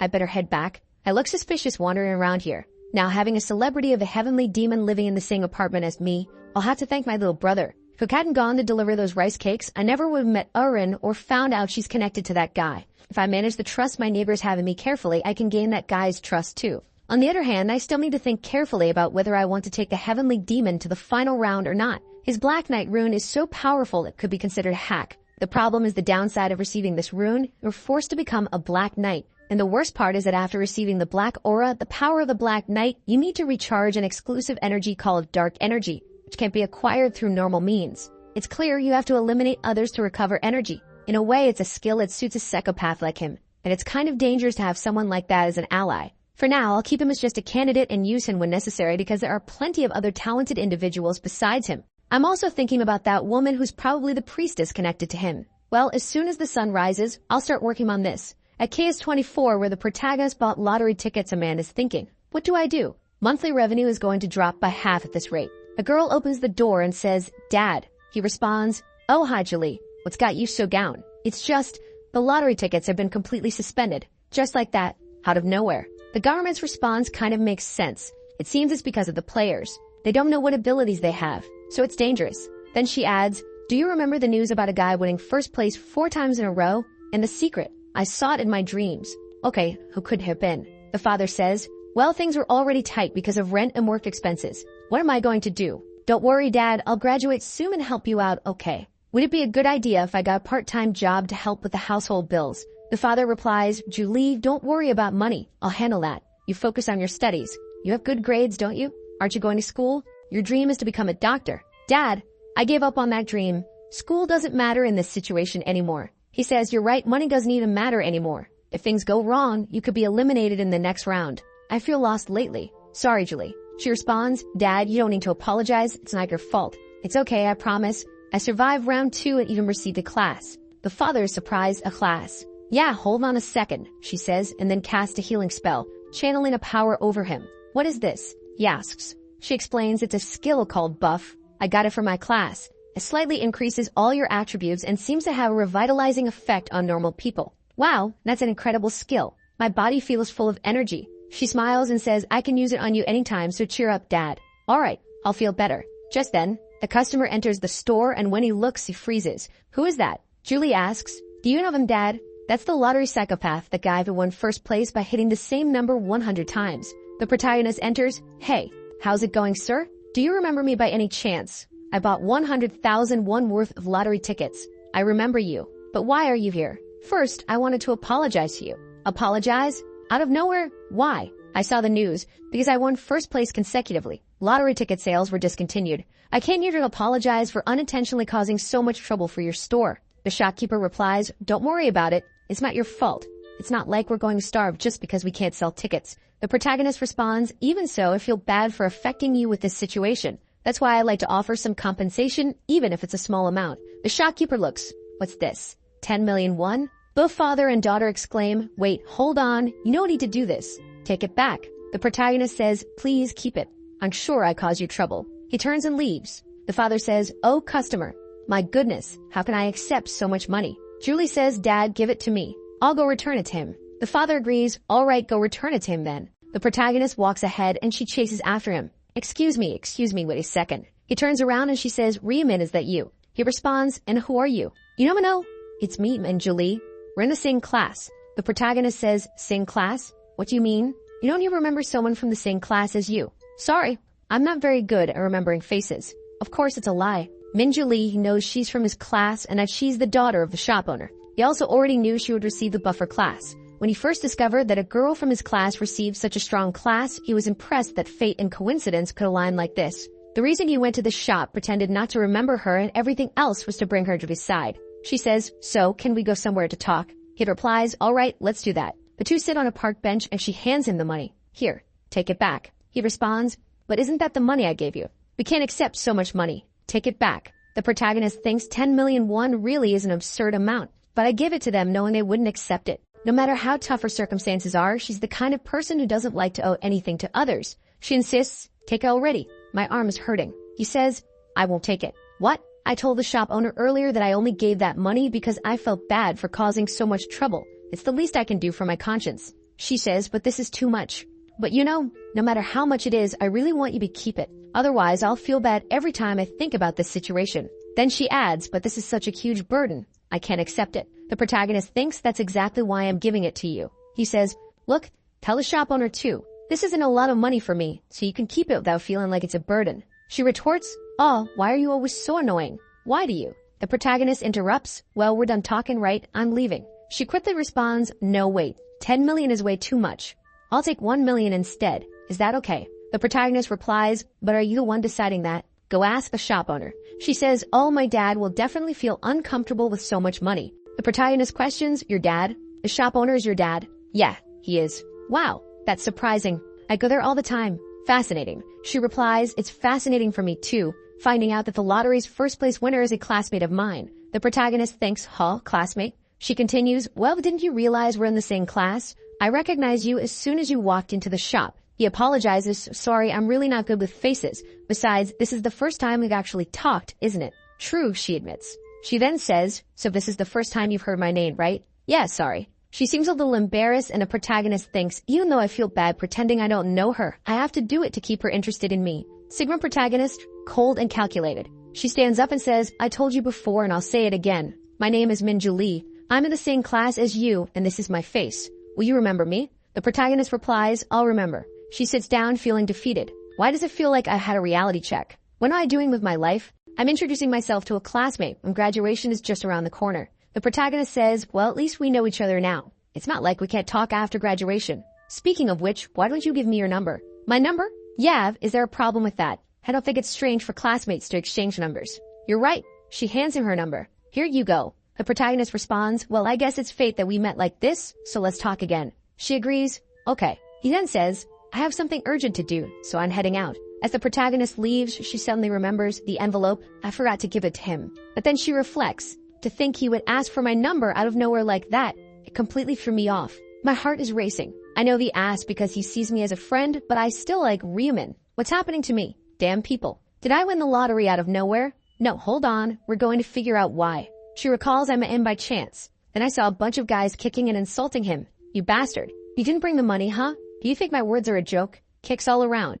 And she remembers thinking, oh my god, I called the police. Was it because I felt sorry for him? Or because I was the one who reported the incident and wanted to see how it would play out? She followed Ryumin to make sure he got home safely. But when she saw him working his part-time job as if nothing had happened, she realized he was much stronger than he seemed. From that moment on, she began to take an interest in him, but she never had the courage to speak to him. Her feelings grew, but she was always too scared. Who would have thought we'd meet like this? I need to act now. This is a chance given by the heavens, and there's no way I can pretend I don't know him after receiving 10 million. Well, since that's the case, should I ask him to grab a bite to eat with me? That's how you do it. Go for it. Call the protagonist who's lying in bed scrolling on his phone. Damn, she already called. Let's go eat. Let's grab dinner. I'll pay. I have plenty of money, but I can't keep relying on you so much. The protagonist thinks good, a positive sign. It seems she feels like she owes me something and wants to buy me lunch. It'll be easy to make her an ally and naturally become her friend. This way I can save her and take her to the 20th round. He gets up to leave, already carrying a Prada bag. His brother asks, where are you going? I'm going to meet a friend. A friend is not a girl, is it? And why can't I meet a girl? I'm leaving. Bye, don't freak to have lunch. The brother is surprised. No way is he going on a date. At the meeting, the protagonist asks, so, how's the meat? She replies, what? The meat? Do you like it? Yes, I do. I like it. Then eat a lot. All right. The warrior looks awkward, worse than those protagonists who make us frustrated. She thinks to think I'd be here alone with Ryumin. What an amazing day. Both sit in silence. She thinks no, the atmosphere is getting weird. I need to say something. Come on, be bold. So how did you win the lottery? Like 4 times in a row. The protagonist replies, I saw the results in my dreams. Wow, how much did you win from those dreams? Maybe I wouldn't have to worry about money for the rest of my life. On the other hand, now I have to worry about my life. So I was curious. How was your first round? Was it hard to eliminate the goblins? It was very hard. It took forever. What region are you in? Yes. I don't remember the rest. Something ending in 5. Oh, mine ends in 7. That's a shame. It seems like we won't be able to meet there. The protagonist thinks, don't feel disappointed, my friend. We'll definitely meet. Over time, the regions will merge as the number of survivors decreases. Now I'm confused because he wants to hide that he's the rank 1 protagonist, but he also wants to be her friend and recruit her to his team. So things are getting complicated to follow. What level are you? She asks. I'm level 10. I'm level 10 too. Did you get a class? Not yet. And you? Well, I was lucky. I got a class item. It's called Buffer. Oh, Buffer. Like in games. The protagonist thinks, thank goodness she has the Buffer class again. She says, you want to see it? I have a buff called Blessing that increases all your stats. Really? Let me see. She casts the buff on him and he marvels. Wow. This thing is amazing. It increases all stats by 50% for 3 hours. Yeah. I need to take her to the 20th round. The protagonist says, as expected of a unique class, the effects are excellent. He comments, wow, that's incredible. The protagonist knows that when she maxes out the skill, the effect will double, reaching 100%. But that's something for when she levels it up completely. Still, he's glad she used the buff on him. I was looking for her because of this. The reward I got for being the first to change classes was a random gold backpack.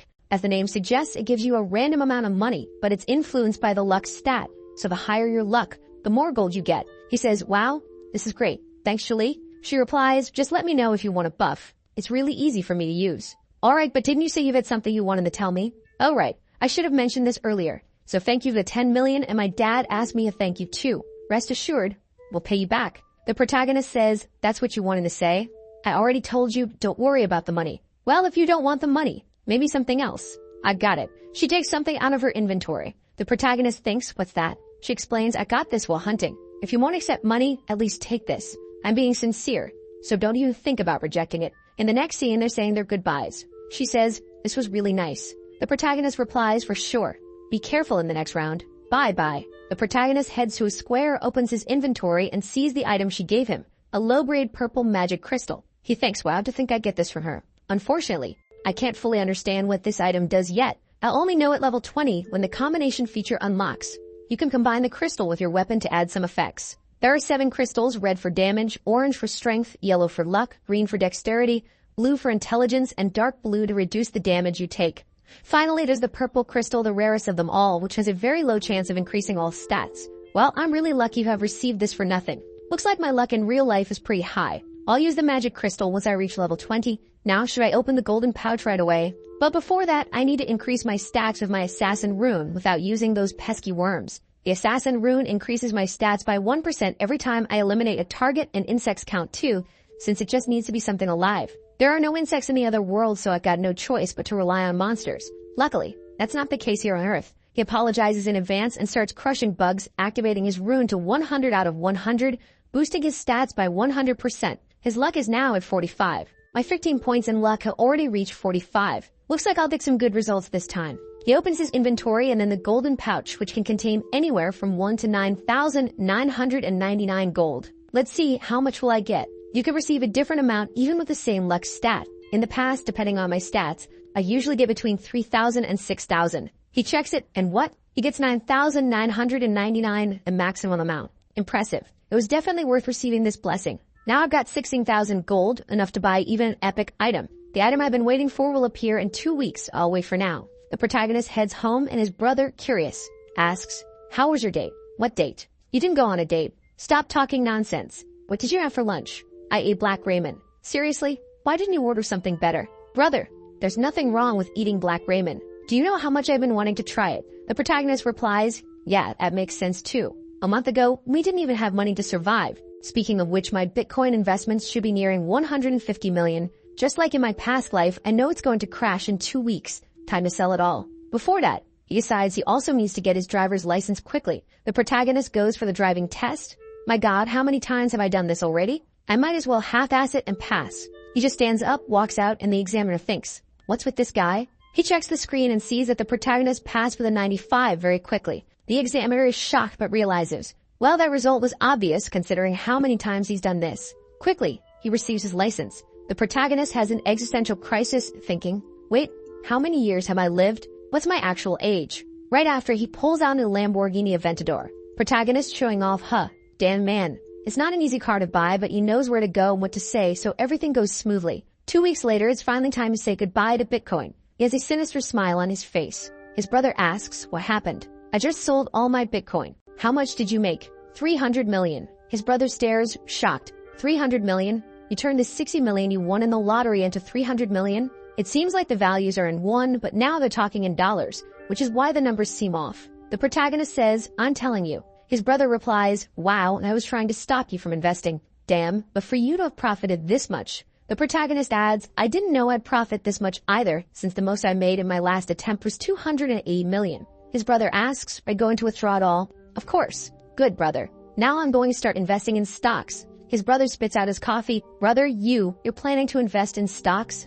You don't know anything about that. Don't worry. I saw it in my dream." You've had another one of those crazy dreams, and now it's about buying stocks. "Exactly. I'm going to buy and we're going to make a fortune." "Well, do whatever you want then." He gives up. The protagonist thinks, I don't blame him for being so nervous, but I know the future, don't I? The company I'm investing in now is Kozdak, worth around 900 million. It's the corporation of the Heavenly Demon Consultancy. This company belongs to that guy. Even though nothing major has happened so far, they'll create a special system after round 4, and then this company will grow a lot. There's no reason not to invest when I know I'll profit so much. If I acquire a large share of the stock and secure some operational control, it'll be a huge advantage to exercise the influence of a majority shareholder. First, I'll invest 280 million and obtain 31%. Now, he glances to the side, seeing his brother. Please let the dream be correct once again. He makes the purchase. Good, it's confirmed. Now I just need to buy my items. At midnight of the same day, the protagonist opens the game's item shop. I've been saving up until now. He navigates to the equipment section. You could buy common items and skills as long as you have the money. Nothing is more convenient than this. However, most are normal rank items. Still, it's not impossible to buy rare or epic items. The daily item feature allows you to purchase a random item that changes every day. Of course, it's difficult to get exactly what you want since you don't know when it will be available. But that's not a problem for him, as he already knows what will appear. And today is the day an epic item he needs becomes available. There it is, item of the day, skeletal necklace. It provides some stats, and its most interesting effect increases attack speed by 1% for every enemy defeated, up to a maximum of 25%. Perfect. The skeletal necklace is an item that increases his intelligence and attack speed, not to mention that it's quite cheap for its many effects. Now that it's here, It's time to use that. He opens his inventory and uses the 50% discount ticket he received when he changed classes. The protagonist, who scored 0 in math, pays half the price and is amazed that he still has almost 14,000 left. Wow, I have so much money. That's great. Obviously, if you'd done the math earlier, you'd have realized it was easy. Originally, he was planning to buy a set of normal equipment with what was left, but if he saves another 6,000, he can buy another skill. And this skill is much better than any normal equipment. I need to earn 6,000 gold as quickly as possible. Thankfully, round 3 is full of monsters. Time passes, and finally on the first day of March, everyone is transported. The group is teleported and already upset. Damn it, we've been brought back again. Man, this isn't even a forest. Where are we? The surroundings resemble a ruined village, seemingly encircled by a fortress. It looks like castle gates. What's that crystal over there? What will they ask us to do in the third round given this setup? The protagonist thinks this place is unfamiliar to everyone, so they're all anxious. Except Jung's sick. He's the only one who's not nervous. People mutter, hey, isn't that guy the representative of our zone? Yes, life is a documentary. He's the leader of some gang, remember? He grabbed a sword and started threatening a bunch of people. They should have let Black Scythe be the commander. Watch what you say, man. He has authority. He might hear you, you know. So what? He can only use that authority 10 times. Why are you scared? Life is a documentary hears them and immediately commands everyone to shut up. The group whispers, oh no, he's already yelling. Does he think yelling at us is scary? He shouts again, shut up. Who's the idiot who said that? Damn it. I knew this would happen. That cursed angel must have revealed my weaknesses to everyone. At that moment, the gang leader Prodigy steps in. All right, that's enough. Wang Yaoman, what's your deal? Life is a documentary. Hyundam, I, the leader of the Zhang Sick gang, Zhang Sick Sambanam, have come to meet you. All right, so which group and family are you from, Sambanam? I'm not part of your family yet. I'm just a 20-year-old man who wants to become a gangster. What? Wait, Miss Kid's dream is to become a gangster? What kind of psychopath is he? Then the kid says, you're my role model, and I've always wanted my gang to be part of your faction. The other guy replies, wait, so what are you? Before he can finish, the kid throws himself to the ground. I want to serve you. I want to serve you as my mentor for the rest of my life. Please accept me. The guy smiles. I've seen crazies in my life, but this is the first complete psychopath. Still, I like this kind of passion. Hey, stand up. Yes, sir. Are you nuts, kid? Don't you know my image around here is ruined? And you still want to stay with me? I don't care about that, man. I respect you. If you accept me, I don't care who stares at us. He looks at him and says, I like your answer. All right, I'll take responsibility for you, kid. Thank you, sir. It's an honor. The crowd murmurs, wow, that guy joined Life is a documentary. He's really crazy. Look how happy he is. The protagonist observes. There he goes, teaming up with Zhang Sick again. This could be good. Soon after, the angel appears. All humans are here. Let's take a look. There are 90 fewer than last time. Everyone reacts. 90? What does she mean? No side chatter, she says. Let's get started. Round 3, main mission. Protect the relic for 3 hours. Across the entire game, out of 856 million players, only 214 million can survive. In this zone, only 1/4 can survive. The crowd is shocked. What? We have fewer people. How did this happen? She responds, it's not like humans so young could have been eliminated due to age, right? Seems like you were fighting in reality. What humans do isn't my concern. Someone notices something odd. Wait a second. The players check the survival limit for the round and see. What? Only 1,200? Hey, that's a quarter of everyone. Angel, is there some mistake? She starts laughing. A mistake. Too bad, but there's no error. You must be scared because the number of survivors is so small. But did you forget? The rule is clear. Only half survive each round. However, all of you survived the last one. So naturally, only 1/4 will survive this time to balance it out. Someone exclaims, but this... She cuts him off. Hey, don't feel cheated. You just need to work hard to be in the top 25%. Enough explanation. Let's talk about this round.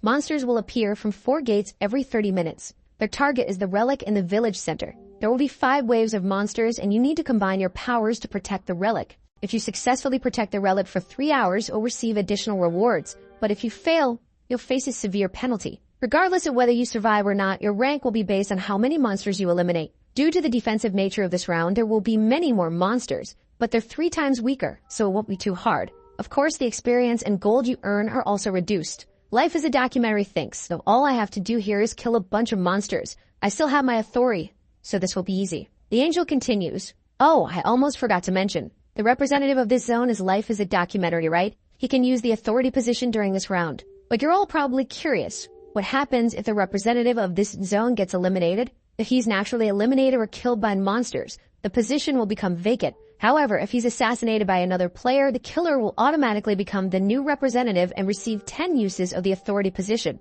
That's all. Monsters will arrive in 10 minutes. I hope you all work well together and survive these 3 hours. But I don't think you'll collaborate, will you? She vanishes. Life as a documentary stands there stunned. What the hell? That's so unfair. He turns around and sees others already drawing their knives to attack him. You bastards, come on. I'll chop the head off the first one who comes at me. Someone says, you're being way too aggressive for a guy with only 10 authority uses. If we eliminate him, we'll become the representative, right? Ma'am, I should be a representative. Everyone suddenly lifts behind them. There he is. The kid enters in his signature style. Black Scythe, what do you want? Don't be scared, I just came to talk. I'm not scared, speak already. If you think I'll be afraid of your threats. The protagonist interrupts, I have an offer. It seems like you're in a tough spot, right? I'll protect you. What? I'll stay by your side and protect you if any players attack you. Everyone reacts, what? Black Scythe is going to protect life? Is it documentary? Does this mean we have to fight Black Scythe too?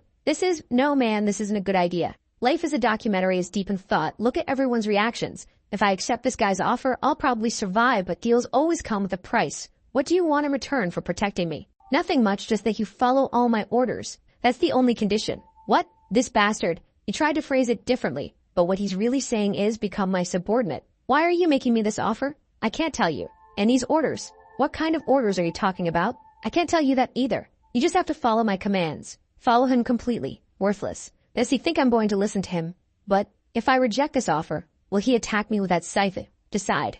Everyone else is waiting for your answer too. I'd reject your offer. I knew he'd do this. There's no way this guy would let go of his pride. The group is shocked. He rejected the offer? He could have been hunting peacefully if Black Scythe protected and right? This guy's pride must be too wounded to follow someone else's orders. Looks like his pride will matter more than his life in the end. He probably thinks we won't do anything, huh? The protagonist thinks everything is unfolding just like in my last life. Now I need to draw a firm line. Understood. Since that's your decision, there's nothing more I can do. From now on, I don't care what happens to you. Whether you're eliminated or survive, it's none of my concern. The group reacts. Did you hear that? Black Scythe said he doesn't care anymore. So does that mean we can attack this gangster? Let's go, guys. Life as a documentary stares back. Damn it. Should I have accepted that offer? Suddenly, an announcement rings out. The first wave will now begin. Prepare for the monster invasion and protect the relic. In 30 minutes, regardless of the state of the first wave, the second wave will attack. The group scrambles. All right, everyone. Let's protect the relic. Time until the end of the round, 2 hours, 59 minutes. Life is a documentary mutters, damn it, I can't fight alongside these guys who are targeting me. This is an individual mission. I just need to focus on mine. He looks around, but where's that bastard going? He never sees the protagonist heading toward the entrance.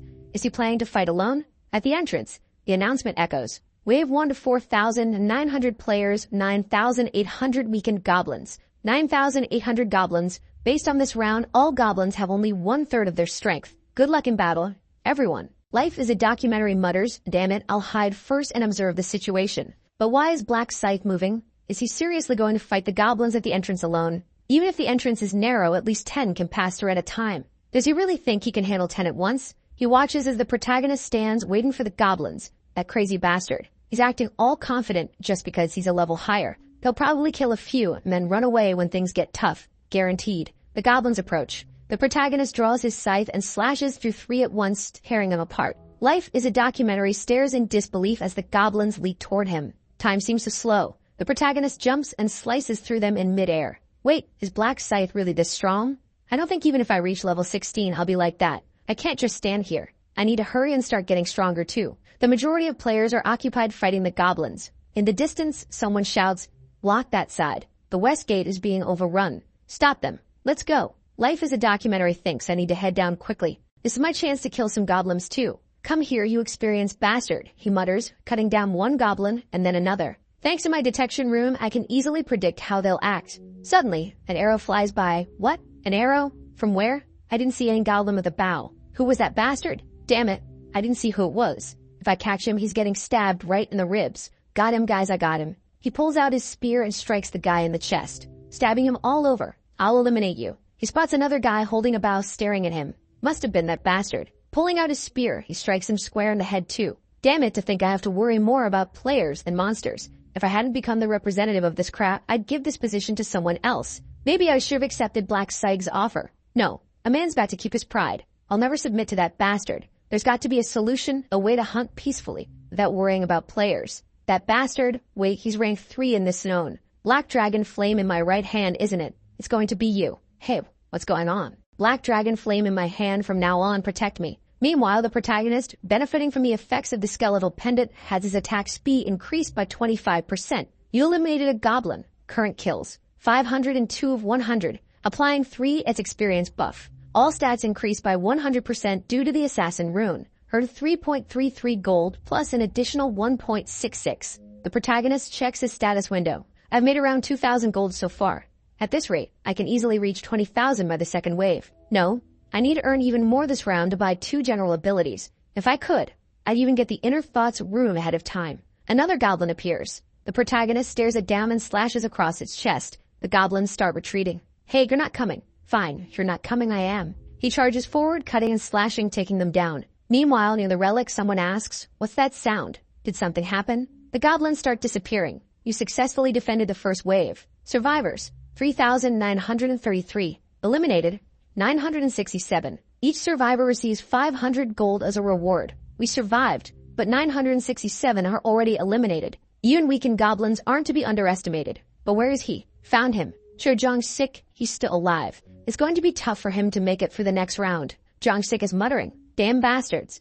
They're not aiming for the goblins. Those jerks just want to eliminate me. Here comes another one. He takes a hit on the shoulder from an axe-wielding player. Good thing I've got these fools protecting me. Thanks to the commands, they're obeying me like meat shields. Maybe I can survive this. The gangster asks, Shubnim, are you okay? Look at this bastard protecting me without even needing a command. Damn it, I'm losing a lot of blood. Can I really make it to the final stage? Whatever. I'll survive this mess and prove to everyone I'm the strongest here. Wave 2 to 3,933 players versus 7,866 goblins and hobgoblins. Based on the round, they're weakened. Good luck in this battle. The protagonist faces down the goblins. With a single sweep of his scythe, he cuts down 5 or 6 of them. He leaps forward, slicing through 3 more. You've reached level 20 and your rank has increased from apprentice to regular. You can now use the combination function. Finally, level 20. Now I can combine items to create unique ones unavailable in the shop. As a reward for your rank increase, the Death Seal ability has been strengthened. Additional damage from Death Seal has increased from 100% to 120%. Additionally, you've received the Reaper's exclusive ability, Night of Death, effect. Harnessing the surrounding darkness, you create an artificial night around you with a range of 500 meters. Your next ability will be unlocked at level 40. 120% damage thanks to Death Seal, and now a new ability too. The best thing about Night of Death is that it works perfectly with a Reaper rune, which boosts my attack speed by 50% at night. A swarm of goblins armed with weapons approaches. Come on, I just learned a new ability. He activates Night of Death, plunging the area into darkness. The goblins, confused, flail around. The protagonist moves swiftly, slashing here and there. The goblins are lost, looking around helplessly. One after another, they fall. Total carnage. You survived Wave 2.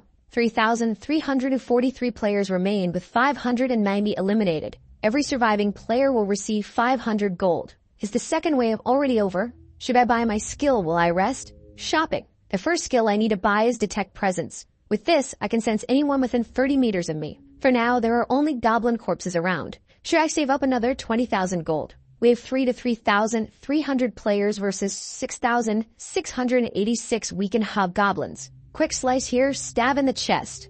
You successfully survived Wave 3. Wave 4 to 3,001 players versus 6,002 hobgoblins and gnolls. The future gangster stabbing left and right while others surround life is a documentary. You survived Wave 4. Just one more wave, just one more hour. If I can endure this just 1 hour, I'll make it. I'd already used all 10 of my authority commands. Now, as long as they protect me, my life won't be in danger. Wave 5 to 2,700 players versus 10,000 weakened gnolls. 10,000? Why so many? Based on this round, they're weakened. Good luck to everyone. I don't mean to worry. This is an opportunity for me. I'll set a record now. I need to get stronger and take down those bastards who tried to eliminate me. He looks around, noticing the group he commanded earlier taking blows to their chests. He's over there. That's the zone representative. We need to eliminate him now. Bastards, protect me from them. He grabs 2 players, using them as shields to fend off attackers. One takes a stab to the chest, another a knife to the face. They drop dead. Damn it. I'm in trouble. It's not time to hunt anymore. I need to run. There he is. Let's get him. Damn it. I just needed to survive one more wave. Just one more. He runs straight toward the protagonist. Black Scythe. Hey, Black Scythe. I accept your offer, man. I'll do anything you order, but please protect me. I said I accept your offer, Black Scythe. Answer me. I refuse. I told you before that I don't care what happens to you anymore. But you made the offer. I said I'll submit. Why are you rejecting me? I don't need a subordinate without authority commands. Damn it, he's saying, I'm worthless now. If I'd known it would end like this, I would have accepted the offer earlier. Did you see that? He rejected the offer. What a relief. I was worried about what I'd do if Black Scythe accepted. Your life really is a documentary hub, buddy. Now that you screwed, it'll be easy. Damn it. If you want to come at me, fine. I'll take at least one of you down before I'm eliminated. The gangster prodigy steps in. Sunbait him. You're struggling, huh?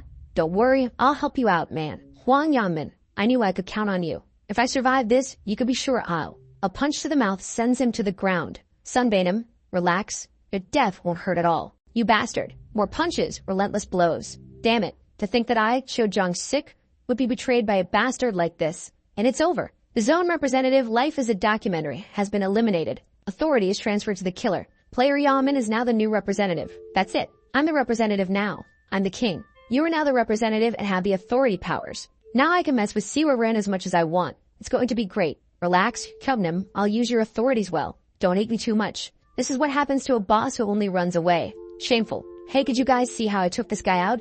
He didn't stand a chance. Yeah, you're right. Thankfully. What the hell? His hands are still covered in blood. He beat the guy to death with his bare hands. This psycho is giving me chills. A complete bastard. To think he really betrayed the guy. What's wrong, everyone? What's going on? Hey, wasn't this bastard supporting that gangster earlier? Looks like he was planning to betray him from the start. Man, this guy's weird. To think he's the leader now. Hold on. Let's take this guy out. He says, they're targeting me now. Fortunately, I have someone to rely on. Black Scythe. What? You saw the message. I'm the zone representative. I have the 10 authority commands. So, the offer you made to Life is a documentary. I accept. I'll do anything you order as long as you protect me. Cho Jong-sik was abandoned because he no longer had those commands, so you're going to accept it, right? I don't really like your attitude. If you get on your knees and beg me, maybe I'll consider your case.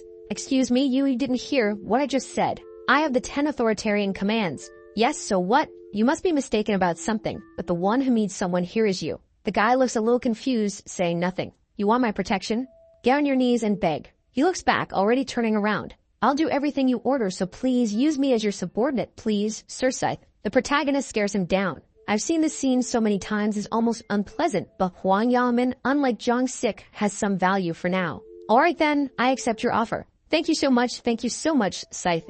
Stop doing that. You're disgusting, man. Sorry. He takes a few steps forward. The group, wait, what happened? The Black Scythe is going to protect Yamen? That's ridiculous. Are we going to have to fight against him? Man, did you see Scythe fighting? No way. He wiped out hundreds of monsters on his own here. How are we supposed to take this guy down? The protagonist? I'll help you decide. You have two choices. Either give up on the zone representative and go back to eliminate the monsters or be eliminated by my hands. I recommend the first option, but I don't mind the second. Whoever raises any blade in my direction, I won't consider human. The group already lowers their blades, their daggers dropping as well. I'm leaving. Me too. Yamen, incredible. Everyone followed with just a few words from Scythe. I was scared when he was an enemy, but being on his side feels pretty good. The protagonist? Things will soon come to an end. We can calmly beat the fifth wave at this pace, but it would be a shame to end things like this. Huang Yamen. Yes, Black Scythe. As promised, you'll do what I tell you. What is it? Just tell me, and I'll do it. Use the 10 commands of the position of authority to break the relic. What? The relic? But wait, if the relic breaks. He remembers the angel. If you don't protect the relic, it'll receive a severe punishment. So why? Wait, if I use my 10 commands, I won't have any left to make CURN my slave? Scythe, can I ask why?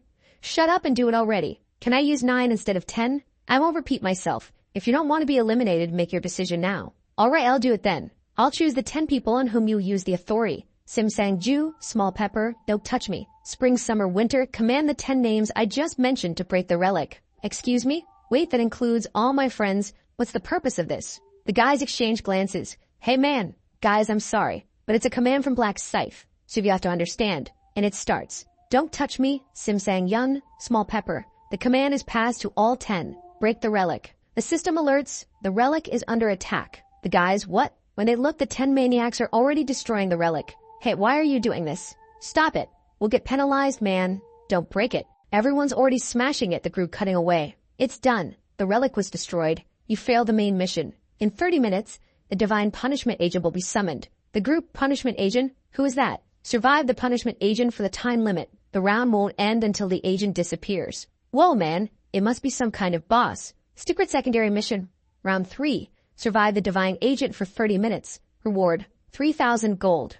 The group, wait, at least the reward is 3,000 gold, man. Man, I told you we've earned only 2,000 so far for protecting the relic. This will be worth it. Yeah, it's actually profitable. That's right, man. A reward bigger than the 5th wave itself. That's why I made Yangman break the relic. But I didn't break it myself because the players who attacked the relic have been identified. The 10 players who attacked will receive a penalty. 50% of their stats will be permanently reduced. The guy, wait, how are we getting this penalty? We were just following commands.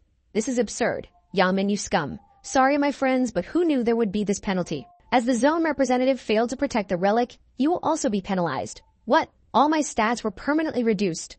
He already. How absurd. Oh, the protagonist is watching. Permanent status reduction is directly correlated with survival chances. That's fatal. Well, it's time for me to prepare to face the agent of divine punishment. Shopping time. Let's start buying some items like an assassin's hood and agility boots. Even the worst boots will help me in this situation. Now, combination. Just place an item and combine with an energy stone. Combination successful. +1 to all stats has been added to your skeletal necklace. I could insert an energy stone into each piece of equipment for all items. Combination successful. +1 damage reduction has been added to your armor. Combination successful. +2 strength. These low-ranking stones won't help much, but it's better than nothing. Wait, is it starting like this? I'm a bit nervous. Hold on, everyone. It's just 30 minutes. We can do this. Let's keep running. It's only half an hour. Everyone will make it through.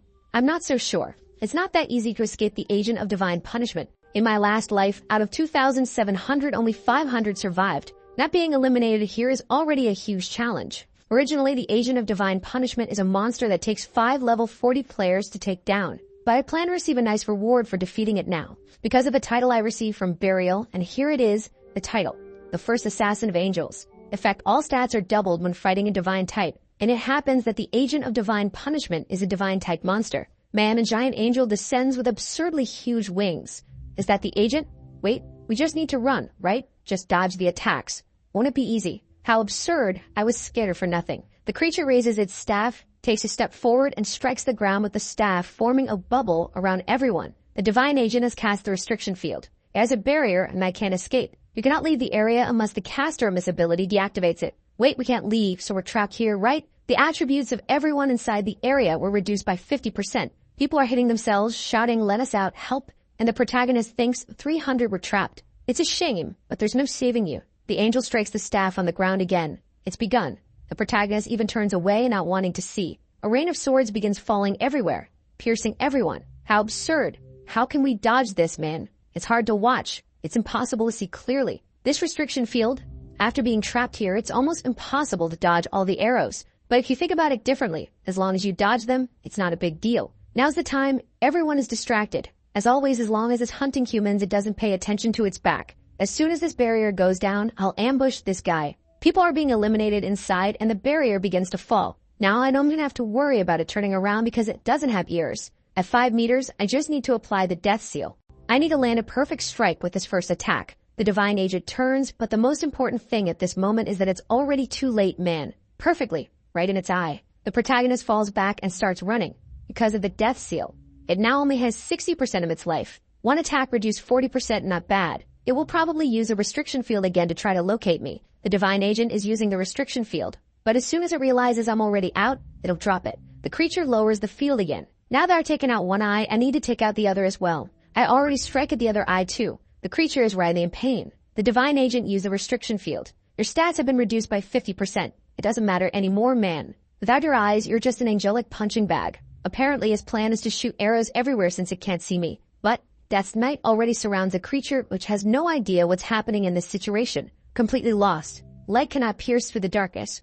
That's how this system was designed. Let's end this now. Right on the wing, one is torn off and it falls. The protagonist blows ripping angel wings, doesn't he? He's already leaping, dodging the attack, and cuts off the other wing too. He loves tearing off wings. The creature is completely wrecked. Only 10% of life remains, and I'm not stopping here. It's time for us to create some distance. Conditions met. The agent of divine punishment activated their passive skill. Final radiant glow has been activated. The divine agent became invincible. I already knew about this phase when you're down to 10% of life. The creature over there is writhing, unleashing power in all directions. Let's witness your suffering once more. Final radiant glow duration, 50 seconds, 30 seconds, 10 seconds, 5-1. The invincible state has been deactivated. The protagonist is already behind it. End of the line, he dashed in and decapitated it. You leveled up 3 times, earned an additional 8,200 gold, and another 4,000 gold. It was confirmed that you are the first player to eliminate the agent of divine punishment. You receive the title Opposition to Divine Punishment. Effect: damage taken from divine creatures is reduced by 80%.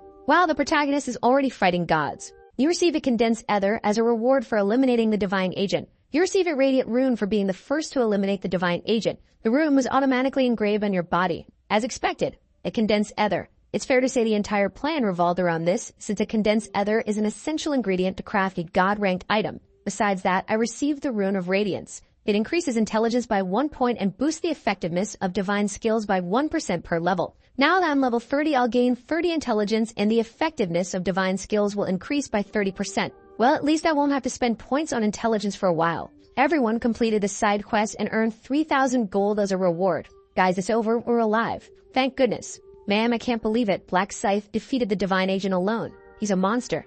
Incredible. The angel. Eliminating the agent of divine punishment alone?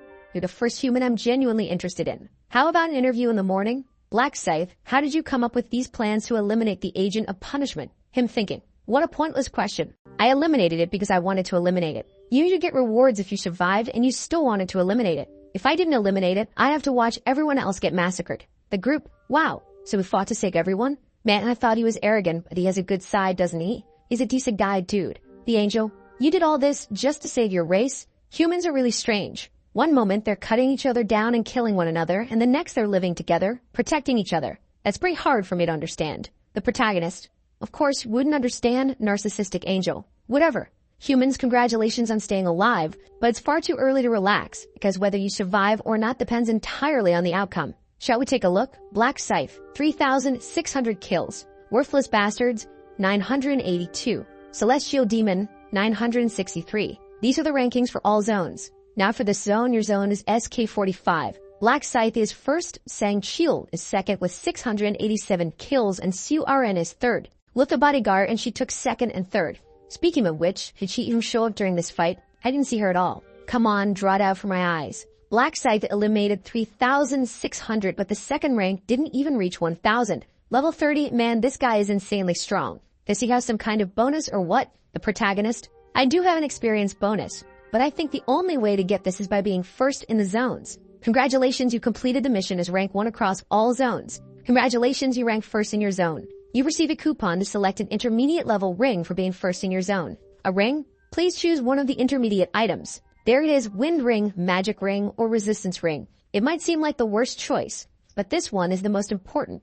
I'm choosing the Resistance Ring. Effect plus 4 luck and plus 35% resistance to abnormal effects. Doesn't matter how strong you are if you get caught in control effects. Besides, resistance to effects can be increased with stats, so it's better to get this as early as possible. Now for the next thing. You can choose one of the special rewards, plus 50% to stats for round 4, 4,000 gold, or information about round 4. As expected, there's no more experience buff, since from round 4 onwards it's no longer about monsters. So although of number 2, gold, Anja, now humans, you're all happy here. But did you look at the messages? Rank 1225 is the cutoff line. The guys, Anja, wait, I think there's been a calculation error in the system. Please check it again. Seriously, I eliminated so many monsters. There's no way my rank is that low. Why are the bugs talking? You need to be annihilated if you couldn't even stay in this rank. She snaps her fingers, and they vanish. And with that, we reach the end of round 3. Su RN wakes up in bed. I'm back. Thankfully, I survived round 3. No, not just that.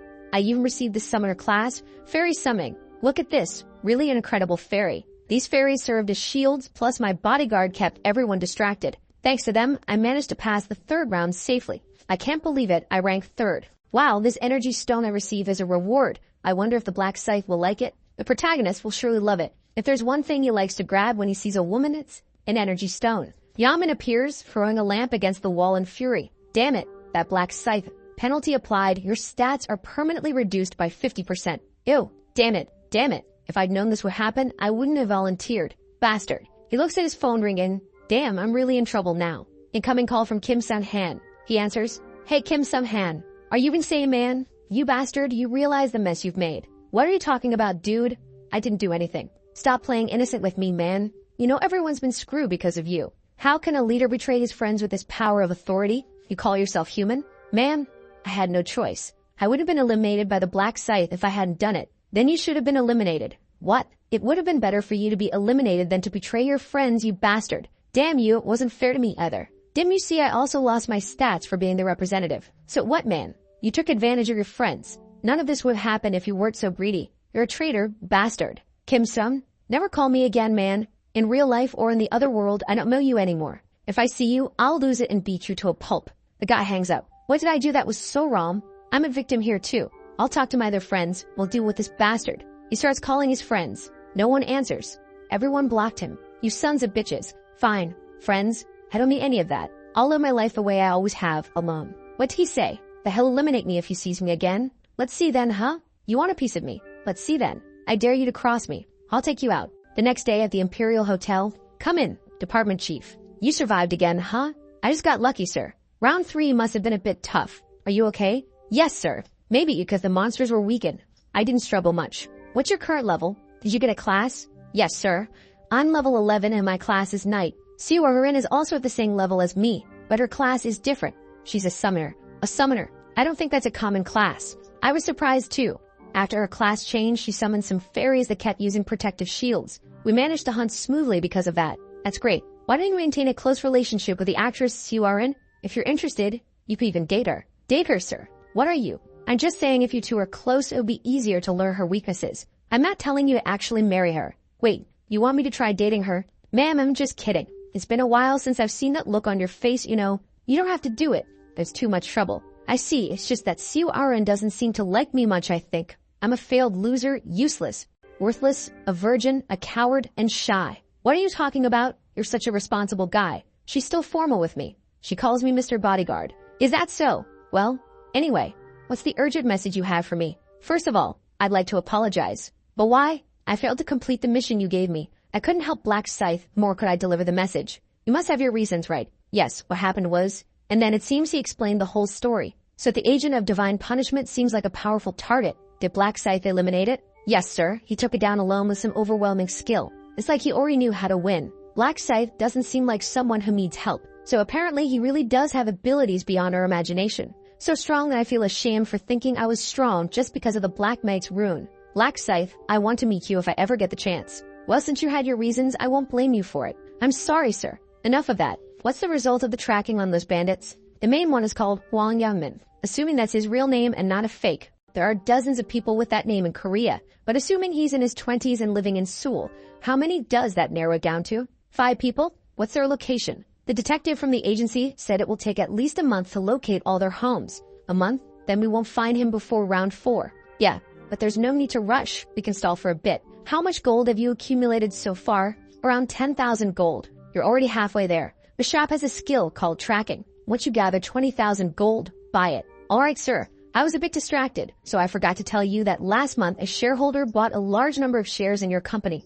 Which company? You mean my company? The Celestial Demon Consultancy, the one you're currently focusing on. Wait, what percentage of shares did they buy? Sir, don't be too surprised, but they bought 31%. Hold on. Single person bought 31% of all the shares? Yes, I even doubted it when I saw the monitor. Wait a second. The Celestial Demon Consultancy is valued at 900 billion won. If they bought 31%, that's a 280 billion won investment. Does one person have that much money?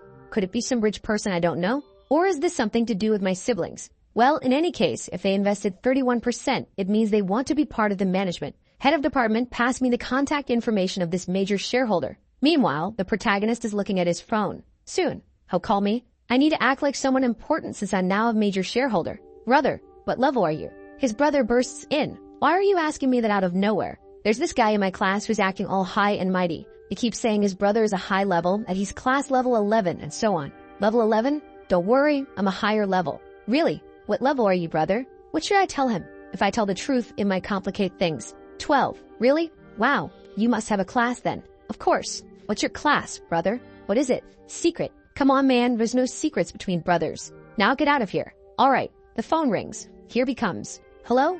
Am I speaking with Mr. Ryu-min? Yes. Who's calling? Greetings, I'm Meg Yeonrak, the CEO of the Celestial Demon Consultancy. The protagonist thinks I better act a little lost at first. The more clueless he thinks I am, the lower his guard will be. Yes, hi. Hello. So last month you invested a fortune in our company, correct? Yes, what about it? Well, as it stands, you are now the majority shareholder of the Celestial Demon Consultancy, and I'd like to meet you in person. Could I treat you to lunch? Sure. Would Friday work for you this week? The protagonist thinks Friday. That's an important day for me to receive the rune of inner thoughts. I have plans on Friday. Would Saturday work? Of course. Let's meet on Saturday then. As I expected, he called. The Celestial Demon Consultancy is one of his priorities since he wants to gain his father's approval. There's no way he'd ignore one of the major shareholders in his company. Before meeting him, I need to collect the runes. There are several ways to obtain runes. They can be located in certain places or specific rounds or even as special rewards. They can also drop when you eliminate bosses and in very rare situations, even normal monsters. However, something not many people know is that you can obtain runes in real life. Of course, the conditions for a rune to manifest are quite complex. Soon, Jam will show up right here. His real name is Jang Sikyen. This is a name I won't forget because he was the criminal who kidnapped my brother. And I still clearly remember that guy's voice. You want to save him? You'll have to pay the price for that. Tell me all the information that others don't know. What are you talking about? How would I know? Stop laughing. I know you went back in time. How does he know that? You're curious about how I know, aren't you? I have the rune of inner thoughts, you see, and I used it to take a look at your brother. Of course, I also know your inner thoughts. Since that incident, I've been seeking revenge against this guy from my 11th regression until now. At this point, there's no emotional weight to it for me. I'm just here to get the rune of inner thoughts before this guy. The man walks in carrying someone. Today, in this place, he throws the girl to the floor. I'll take it out for you, but don't scream, okay? Do you understand? She pleads, please spare me. What's this? Is that all you're going to say after I let you go? Try something different like, I don't know, I have a kid. I'll give you money. I don't want this kind of unbearable whining. Sorry. Why are you apologizing so much? Are you saying that because I gave you a weird look that day, huh? I'm truly sorry. Exactly. Why did you do something like that and now you're here apologizing? I felt like trash that day, you know. 2 nights ago. I need a girl today. Which one of these will help melt away my problems? What a beautiful body. Oh, where is she going? He follows her, enters ahead. Ow, my eye. I can't see. Who are you? I don't know what happened there, but he comes out with her all limp. I love this thrill of doing crazy things. My life was so boring before that I wouldn't have cared if I were eliminated. But the rune of luminescence makes my body glow and blinds all my opponents. It's the perfect rune for having some fun. He walks into the shop. Welcome. She's really pretty, isn't she? Give me an iced Americano, please. All right. Your total is 5,001. Oh, are you working part-time here? You know I always come to this place, but you're not the usual attendant I see. So you're a regular? I didn't know that. All the other part-time workers left. As you know, the world is changing a lot. Yeah, that makes sense. In a world where you can be eliminated at any moment, who's going to stick with a part-time job? So are you the owner? That's right. How old are you? You look really young. I'm 32. That you're not player. No, I'm Matt, thankfully. I see. Could you give me your number, pretty girl? I like you. What? What's wrong? Why are you making that face? Do you hate my face that much? What? You're disgusted by my face just because I have a few marks, aren't you? What a terrible feeling. I'm not going to drink this horrible coffee. Give me my money back, you filthy woman. Here. He snatches the money from her hand. Bitch, looking down on me just means I'm not very handsome and because you're a bit pretty. You'll pay the price for looking at me like that. He hits her on the head and we're back. I'm sorry. You know you can't look down on people just because of their appearance, right? I know. I won't do it. I don't know. I think this isn't enough. You're not being very sincere. He throws her to the ground. You think I don't know? You're just pretending to get out of this situation. Please let me go. But didn't you want to apologize? If you're so interested in apologizing, why don't you pay me with something? She all nervous. No, it was my fault. No, stay still. You stay still. Wait, I thought there was no one else here. Is he a detective? Who's this guy? Man, stop swearing. Though soon you'll be swearing a lot anyway. Man, what is this guy? What's with that giant scythe? A white mask? Hey, you lunatic. You think this is the place to cosplay with toys? Apparently you still don't understand the situation, do you? Does this look like a toy to you? He lets go. Smoke rises. What the? Is that real? Are you a player? You're really stupid. What do you think? The protagonist looks at the girl. Get out of here now and miss. This is your only chance. Hey, who said she's leaving? The protagonist charges at him, striking several blows. He falls. Whoa, that one hurt even me. The man groans in pain. The protagonist says, didn't I tell you that you'd be cursing up a storm? That he looks at her. Go now. Leave him to me. Thank you. She runs off. All right, now it's just the two of us. Is it time to start the game? You bastard. I'll take you down. I'll kill you. Is that your attitude? It's no fun if I take you down while you're giving up. You son of a, how dare you keep smiling like that? He dodges. What's happening? How is he evading so easily? The protagonist says, I can't believe you're still using a goblin dagger. He spins the scythe. Oh man, that was precise. That thing's sharp as a blade straight out of a factory. A limb is sliced off. Does it hurt? Because I haven't even started yet. The guy looks down in shock. The protagonist vanishes, reappears, and slashes again. Look at you. All scared. Man, at this rate, he's going to kill me. If I want to get out of here alive, I need to blind him. He activates his power. Now I'll take you down, you bastard. But then he looks at his stomach. What's happening? Why isn't my power working? The protagonist thinks, shine as much as you want. Inside the Night of Death, no light is permitted. I already knew you'd try that, so I activated the skill beforehand. Not that it matters. Even without the Night of Death, I'd already have slashed your wrists and heels. He strikes his legs. Man, this scythe is ridiculously sharp. What is this? It cuts like a hot knife through butter. The poor guy now looks like a Minecraft character, his fingers gone, reduced to cubes. Dude, you're a demon. Why are you doing this? Why? The protagonist delivers another slash. Why? We eliminate pests because if we leave them alive, they cause chaos. You psycho. Let's see how long you can keep that attitude. Blood, blood, and more blood. What is this guy's problem? Why all this rage? This is so unfair. It hurts too much, man. Maybe I should just end it myself. He starts biting his tongue. The protagonist stops him. Hey, hold on. Are you seriously thinking about biting your tongue before I take you down? You really think I'll let you escape like that? I don't let you die until you're on your knees begging for it. Damn man. This guy's a psychopath. He wants me to kneel and ask for death. Please, I need to stop this pain. Just kill me. What did you say? Kill me, please. Are you sure? Please, man. You must be wondering why I'm doing all this, huh?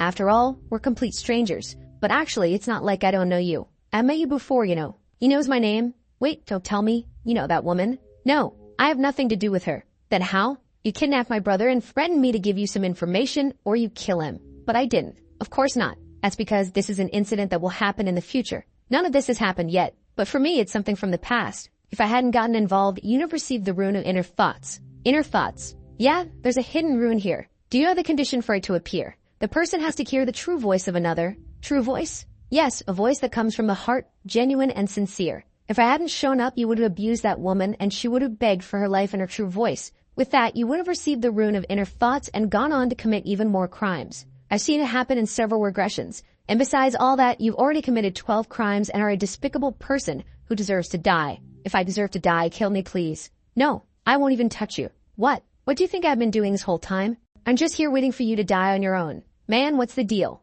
I just asked him to kill me. Dude, it hurts too much. He doesn't want to receive the rune, huh? Then why won't he let me talk? I'll speak from my heart, please. The protagonist. You're wondering why I'm not letting you speak, aren't you? It's because I'm testing the rune of inner thoughts. Sorry, but I already received it. Don't you remember? You already sincerely begged me to kill you from the beginning. That's when the rune reacted to your true voice. You caused someone to use their true voice, fulfilling the condition for activation. You discovered the rune of inner thoughts that was hidden in this place. The rune will be automatically implemented into the player's body. If you observe your target, you can faintly read their inner thoughts. It only works within a 30-meter range. I was just running a test here, and apparently it works. The guy thinks, damn, you got what you wanted. Now kill me already. No, I'm not going to kill you that easily. It would be unfair to your victims, you despicable demon. A while later, the guy disconnects. He's dead. There are no witnesses, but I need to clean up this mess. Using the bonus abilities and the skill I learned this time, erase traces. Effect. Erases all traces from the scene, including bodies, blood, fingerprints, and footprints. This works perfectly. It's best never to leave anything behind. Then our protagonist appears in the morning wearing that elegant suit. His brother asks, are you going on a date? Who's the girl? The protagonist replies, why would it be a date? You don't usually dress like this, you sly guy. He says he's just going to meet a business partner. The brother, concerned, thinks, business partner? What's he planning? Getting into investments now? Man, once again, this brother is, but what if he loses all the money? Dude, he already made $1 billion for you. Isn't that enough? The protagonist, noticing his brother's worry, tells him to relax. Don't you trust your brother? His brother gets all excited, saying of course he does. Who else would he trust? Then the protagonist says, wait here. The other players are going to start behaving dangerously from now on. His brother replies that he heard about this. On the news, they're saying that many players are using their abilities for evil, and that all countries are struggling to deal with these powers. The protagonist says, unfortunately, that's how it is. As long as you meet the requirements and clear the stages, you get stronger. Soon, the phase will come when players begin enslaving powerless people, and I need to become an unstoppable force before that happens. And of course, build my reputation as a reaper. As he's leaving, he tells his brother, be careful out there. His brother is curious about the job, but the protagonist says it's a secret. I'm curious. Tell me. The protagonist replies, I'll tell you soon. Stop complaining. Stay here and eat something, man. The protagonist is now standing in front of a giant gate. Just that our football team has a home advantage, this here is the Osum Group's hotel, so it's all this turf. No one knows about that guy's connections to the Osum Group, so misses information only the protagonist has. And our boy is going to take a risk using this information to appear even more important. For now, Nova needs to seem as clueless as possible. He walks awkwardly up to the reception desk. I'm here for a meeting. At the counter, right? She asks, a meeting with the president of the Heavenly Demon. The protagonist responds, yes. All right, wait over there. He'll be here soon. Thank you. Still, all awkward. Perfect, I need to act anxious and look around like everything is new to me. Wow, this place is impressive. Until, Are you Mr. Ryu? Whoa, this is it. When he looks, look who it is, man. The guy recognizes him, right? It's you. The protagonist says, yes, I'm the guy who delivered the rice cakes to Surin. The man apologizes for the lack of courtesy. In shock, he thinks, this guy doesn't even look 20 years old, and he's the one who invested 280 billion? Something's off. The protagonist immediately realizes, this guy is going to suspect me. But it's a natural reaction, considering he has so much money at this age. All crook, he says, all right, it's not like we know each other. I never expected the president to live so close to me. The guy responds, no, get the wrong idea, I'm not the president. Obviously, the protagonist knows that, he's playing along. The man introduces himself as An Sang-chil, the head of the department here, adding that the president will arrive soon. For now, let's go in and wait for him. The protagonist sits calmly in a chair and the man closes the door. He then picks up the phone to call the president. President, I met him face to face. There's no way. This guy is way too young. It's impossible he invested all that money alone. Someone else must be backing him, so be cautious. The protagonist immediately picks up on everything. It wasn't a coincidence this guy spoke to him first. He's likely relaying information. No way someone as meticulous as the president would be late. And there he is arriving. Hello, I'm Megyanrock, president of the Celestial Demon Consultancy. He greets the protagonist. It's a pleasure. I'm Ryumin. He tells the protagonist to take his seat and has the department head sit beside him. The protagonist finds it odd. He's including Sang-chil in the meeting without consulting him first. Looks like he's up to something. Gyeonrock suggests they eat before discussing business, saying he prepared Korean food and hopes it suits their taste. Dude, you're in Korea serving Korean food. It's not a big deal. The protagonist continues his act. Wow, everything looks so luxurious. This hotel is so fancy. I'm glad it's to your liking. At this, Gyeonrock starts lowering his guard, thinking, this guy is so young, and with that attitude of his, I doubt he earned 280 billion alone. Someone's backing him or he's working for someone. He starts wondering who sent him. My brothers? My uncle. I need to find out. He tells the protagonist he was surprised by his arrival. I never expected such a young shareholder. How old are you? The protagonist responds, I'm 20. Gyeonrock, surprised, 20? I'm 29. It's good to meet someone in a similar age range. The protagonist replies, it's good for me too. Then Gyeonrock cuts to the chase. How did you make so much money at your age? Are you from a wealthy family? The protagonist internally, damn, he's direct. Of course not. I was just a regular student until recently. Until recently? What you mean by that? Didn't you see the news? What news? You didn't hear about the millionaire who won the lottery 4 times in a row? Gyeonrock. I heard about that. The protagonist reveals, that's me, the 4-time lottery winner. Wait, hold on. Pardon? You're that Ryu from the news. That's right. Gyeonrock skeptical. Wait a second. There's something off. The article said the total winnings were around 60 billion. How do you have 280 billion? The protagonist responds, I invested in Bitcoin. That almost sounds like a joke. Bitcoin. Just like that? Exactly. Gyeonrock continues. Wow, that's impressive. But still, what made you risk 60 billion on Bitcoin? I wouldn't have the courage. Even Sang-chil chimes in, kid, you're really lucky. The protagonist retorts, none of this was luck. Sang-chil then mentions, didn't you say in the news that you saw the winning numbers in a dream? The protagonist interrupts, it wasn't a dream either. The 2 men are stunned. The protagonist stares at them, thinking, this is the only way I'll gain Gyeonrock's trust and bring him to my side. He speaks. This is the first time I've revealed this to anyone, but I have the rune of future sight. Gyeonrock, confused, asks, what's that? It's a rune that allows me to see a few years into the future.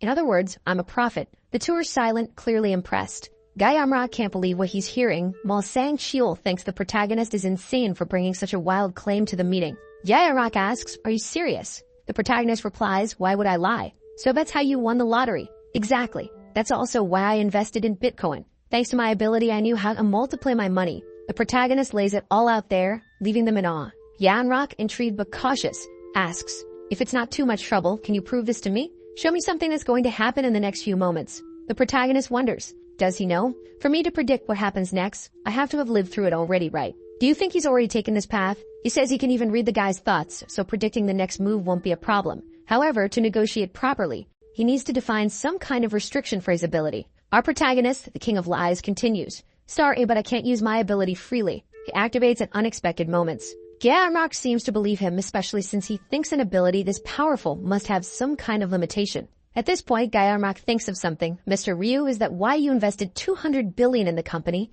The protagonist replies, yes. I know that the Heavenly Demon Consultation will grow exceptionally in the future. That's why I invested. Gyeonrock asks, how significant will this growth be? Hey, you'll be listed on the KOSPI within half a year, no problem. Guys, I looked up what this KOSPI thing is. It's the Korea Composite Stock Price Index, meaning the company is top tier.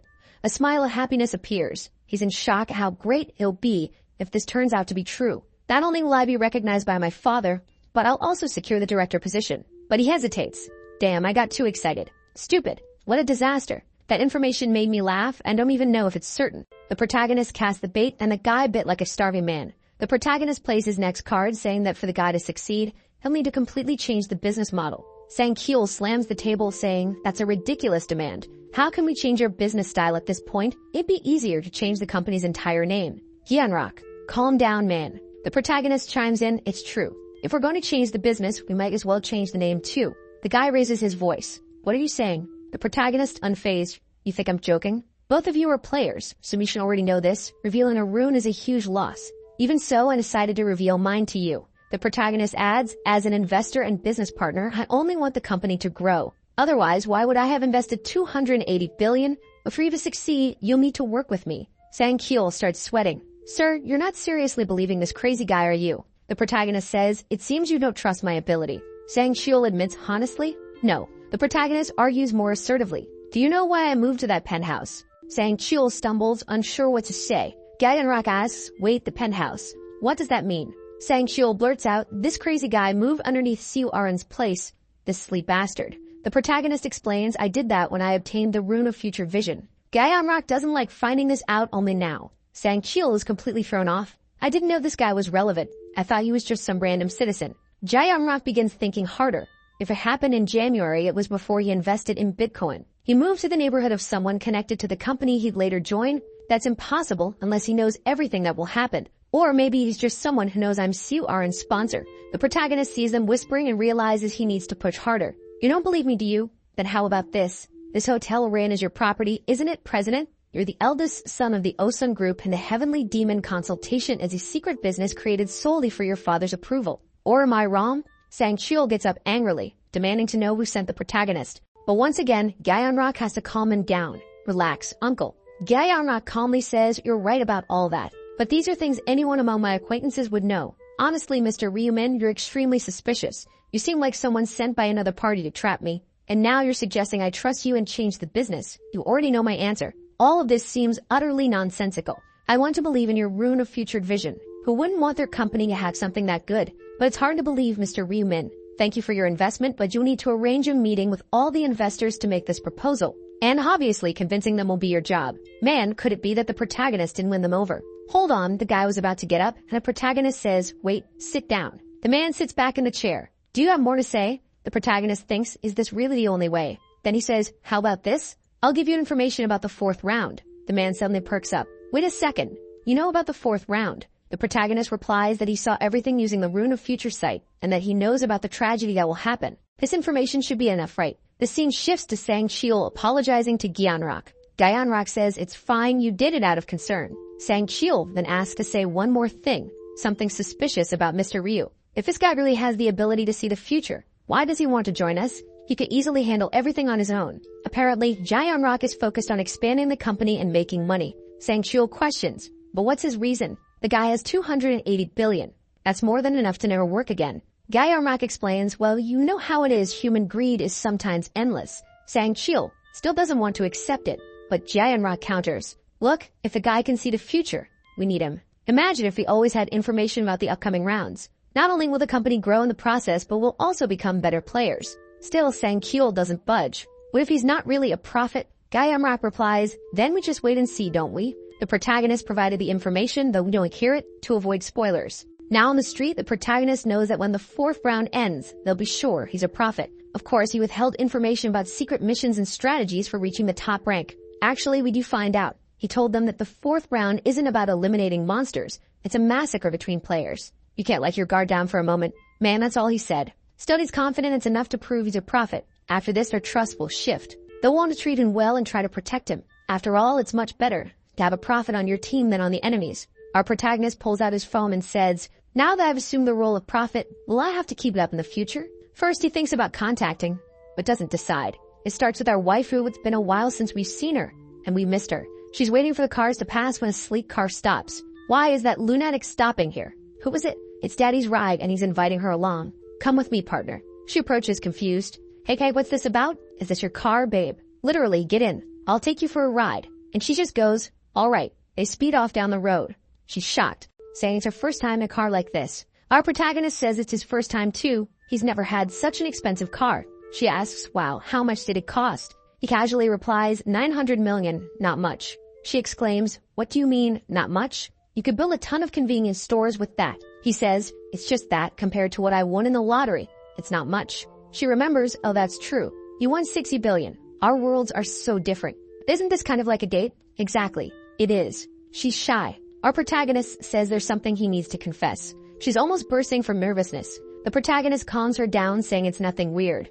She's still ready to jump out of the car and hide out of embarrassment, but nervously asks, all right, fine. What's the confession? The protagonist starts, you know how I told you I saw the numbers in a dream, right? Yes, so. That was a lie. It wasn't a dream. I obtained the rune of future sight. And as the name suggests, I can see the future. Maybe that's why my class is prophet. She responds, wow, that's amazing. Isn't that a unique class? He replies, yeah, I think so. She's overjoyed. Thank you for sharing that with me. The protagonist says that since she revealed her class to him, it's only fair. She replies, but I didn't tell you about my rune and you told me about yours. So I'll tell you mine then. The rune I obtained was the rune of protection. For every 10 people within a 10-meter radius, it creates a thin barrier around you. So if there are 5 people, you get 5 layers of protection. Pretty decent, right? For someone who plays a support role, at least you get up to 10 layers of protection. She feels relieved to share this with our boy. However, she asks, why did you bring this up out of nowhere? The protagonist replies that hiding it would be a burden, and he thinks she wouldn't believe what he's about to say unless he told her this first. She's confused. What do you mean? Apparently, the protagonist also told her about the 4th mission and warned her to be very careful. She needs to stay extremely alert around the players nearby. She's all excited. Oh my god. He told me first. Does this mean he has a place for me in his heart? Wait, what? You want a place in his heart? She even said it would be nice. Seriously. Back at home, our boy is there thinking, wow, she likes me, huh?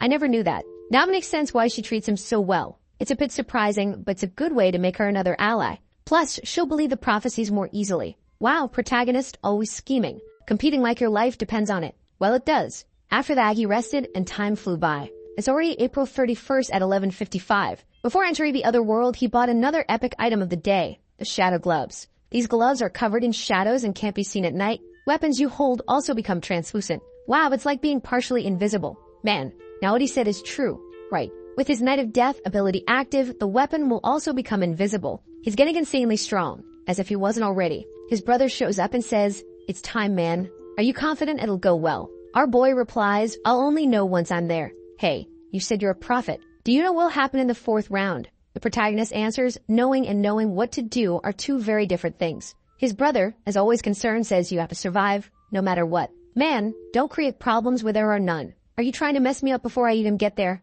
Bye. See you later. The 4th round is the round of death. Oh, look at that miserable guy again. What a mess. All of his attributes are permanently reduced by 50%. He had to betray the person he admired, and in this round he has no command authority. So how is he going to win here? The guy is nervous, looking around scared of his so-called friends, betraying everyone. But above all, he wants to know, what kind of place is this? What kind of mission takes place in a completely empty area? It's like they're lab rats trapped in a box. Oh, he's already looking at our protagonist. Look at that bastard. I knew he'd be here. He's suspicious. Finds it odd that the protagonist used other players to destroy the relic, and without hesitation, eliminated the prosecutor of retribution. He's thinking, if I had the strength, I'd have eliminated him by now. But at this moment, there's nothing he can do. To stay alive, he'll have to dance to the devil's tune. And here he comes. Hey there, Mr. Black Reaper. What's up, man? He walks up smiling and says, the contract from the previous round still stands, right? The protagonist. What contract, you lunatic? In exchange for me being your subordinate, you protect me. Our boy cuts him off. No, I don't think he was a subordinate anymore. The guy's shocked. What? Why not? I know you don't have command authority anymore. What's the point of a representative without that? Plus, most of the players have already advanced, so you're basically useless now. Now you're nothing but a walking target. A target? He's stunned. He looks around to see if anyone is staring at him, but the protagonist tells him not to worry too much. At the end of the day, everyone here is a target, and there probably aren't that many people who want to take you down. Really? You think they won't come after me? The protagonist explains, by now, everyone has probably learned that being the regional representative isn't necessarily a good thing. Considering the risks and how much you're hunted, it's not worth it. The guy mutters to himself, that's true. I need to get rid of this title as soon as possible. Oh, here she comes looking all stunning full waifu mode. He didn't like it. He's shy and angry. First time I've seen that. She approaches our boy. Hello, Mr. Black Reaper. Hey, Sang-Shiol, you remember us? The protagonist replies, of course I remember. Sang-shul continues, you saved us from this bully here. We want to thank you again. Glaring at the guy. The man gets irritated. Me, a bully? Calm down, relax. The protagonist thanks them and says there's no need for them to meet again. Man, the protagonist cutting off friendships just like that. Sang-shul adds that the president of their association also sent his thanks. The protagonist interrupts again, saying he doesn't care about that. But Soo-arin steps forward with a gift, saying she wants to show her gratitude. Please, take this. The protagonist is impressed. Once again, something unexpected is happening. She says, I don't think my words are enough, just wanting the guy to accept it. Being the greedy person he is, he takes it. Well, arigato. I'll take it. Have no reason to refuse such a good item. She blushes slightly on her upper right cheek, the part we can see. She hesitates, wondering if the protagonist will like it or get mad at her for giving him a useless stone. But with this, the protagonist is sure she doesn't know the value of this crystal. Obviously, if she did, she wouldn't have given it to him. The guy next to her thinks he has something similar. The protagonist wonders, wait, does he also have an energy crystal? The guy keeps thinking, I think mine was a black and gold strength stone. The protagonist is shocked. It's an extremely difficult item to obtain. Much rarer than a magic crystal, and currently, it's impossible to acquire one intentionally. Now intrigued, the protagonist wonders, knowing he has such a valuable item, is this good or bad luck? Soo-arin approaches timidly. Sir Saif, do you mean a barrier? The protagonist responds, what do you mean? A barrier. She reveals she obtained the summoner class and can place a fairy barrier on him if he needs it, shyly trying to please him. But she's quickly interrupted. Thanks, but no, I don't need it. She replies, oh, I see. After saying goodbye, she leaves with a polite farewell. Take care. I hope you do well. Thanks, bye you all. The other guy was already leaving when the protagonist called out, wait a second. If you keep this up, you'll regret it, you know? Confused, the guy asks, what are you talking about? I already told you we're a walking target. But didn't you say no one would come after me? I said there wouldn't be many. Not that there wouldn't be anyone. After all, as a representative, you still have some benefits. Even though a lot of people are already level 10 and have obtained a class, there are still those who haven't. So you're still a target for the authority of command. You really think none of the thousands of players will want to kill you? Then what do you want me to do? I'll help you not to be an easy target. He beams with excitement. Really? You're serious? But it won't be for free. As payment for helping you, do you see the stones Soo-arin gave me? If you match something similar, I'll take it. Really. He yearly opens his inventory, retrieves the item, and hands it over. Man, just like that. Easy. The protagonist asks, got anything else? The guy replies, no, I gave you everything I had. But now that I handed it over, you're going to protect me, right? The protagonist assures him, yes, I'll keep my promise. So the video ends here. If you don't want to miss the next part, activate the notification bell, and see you next time on Tob's channel.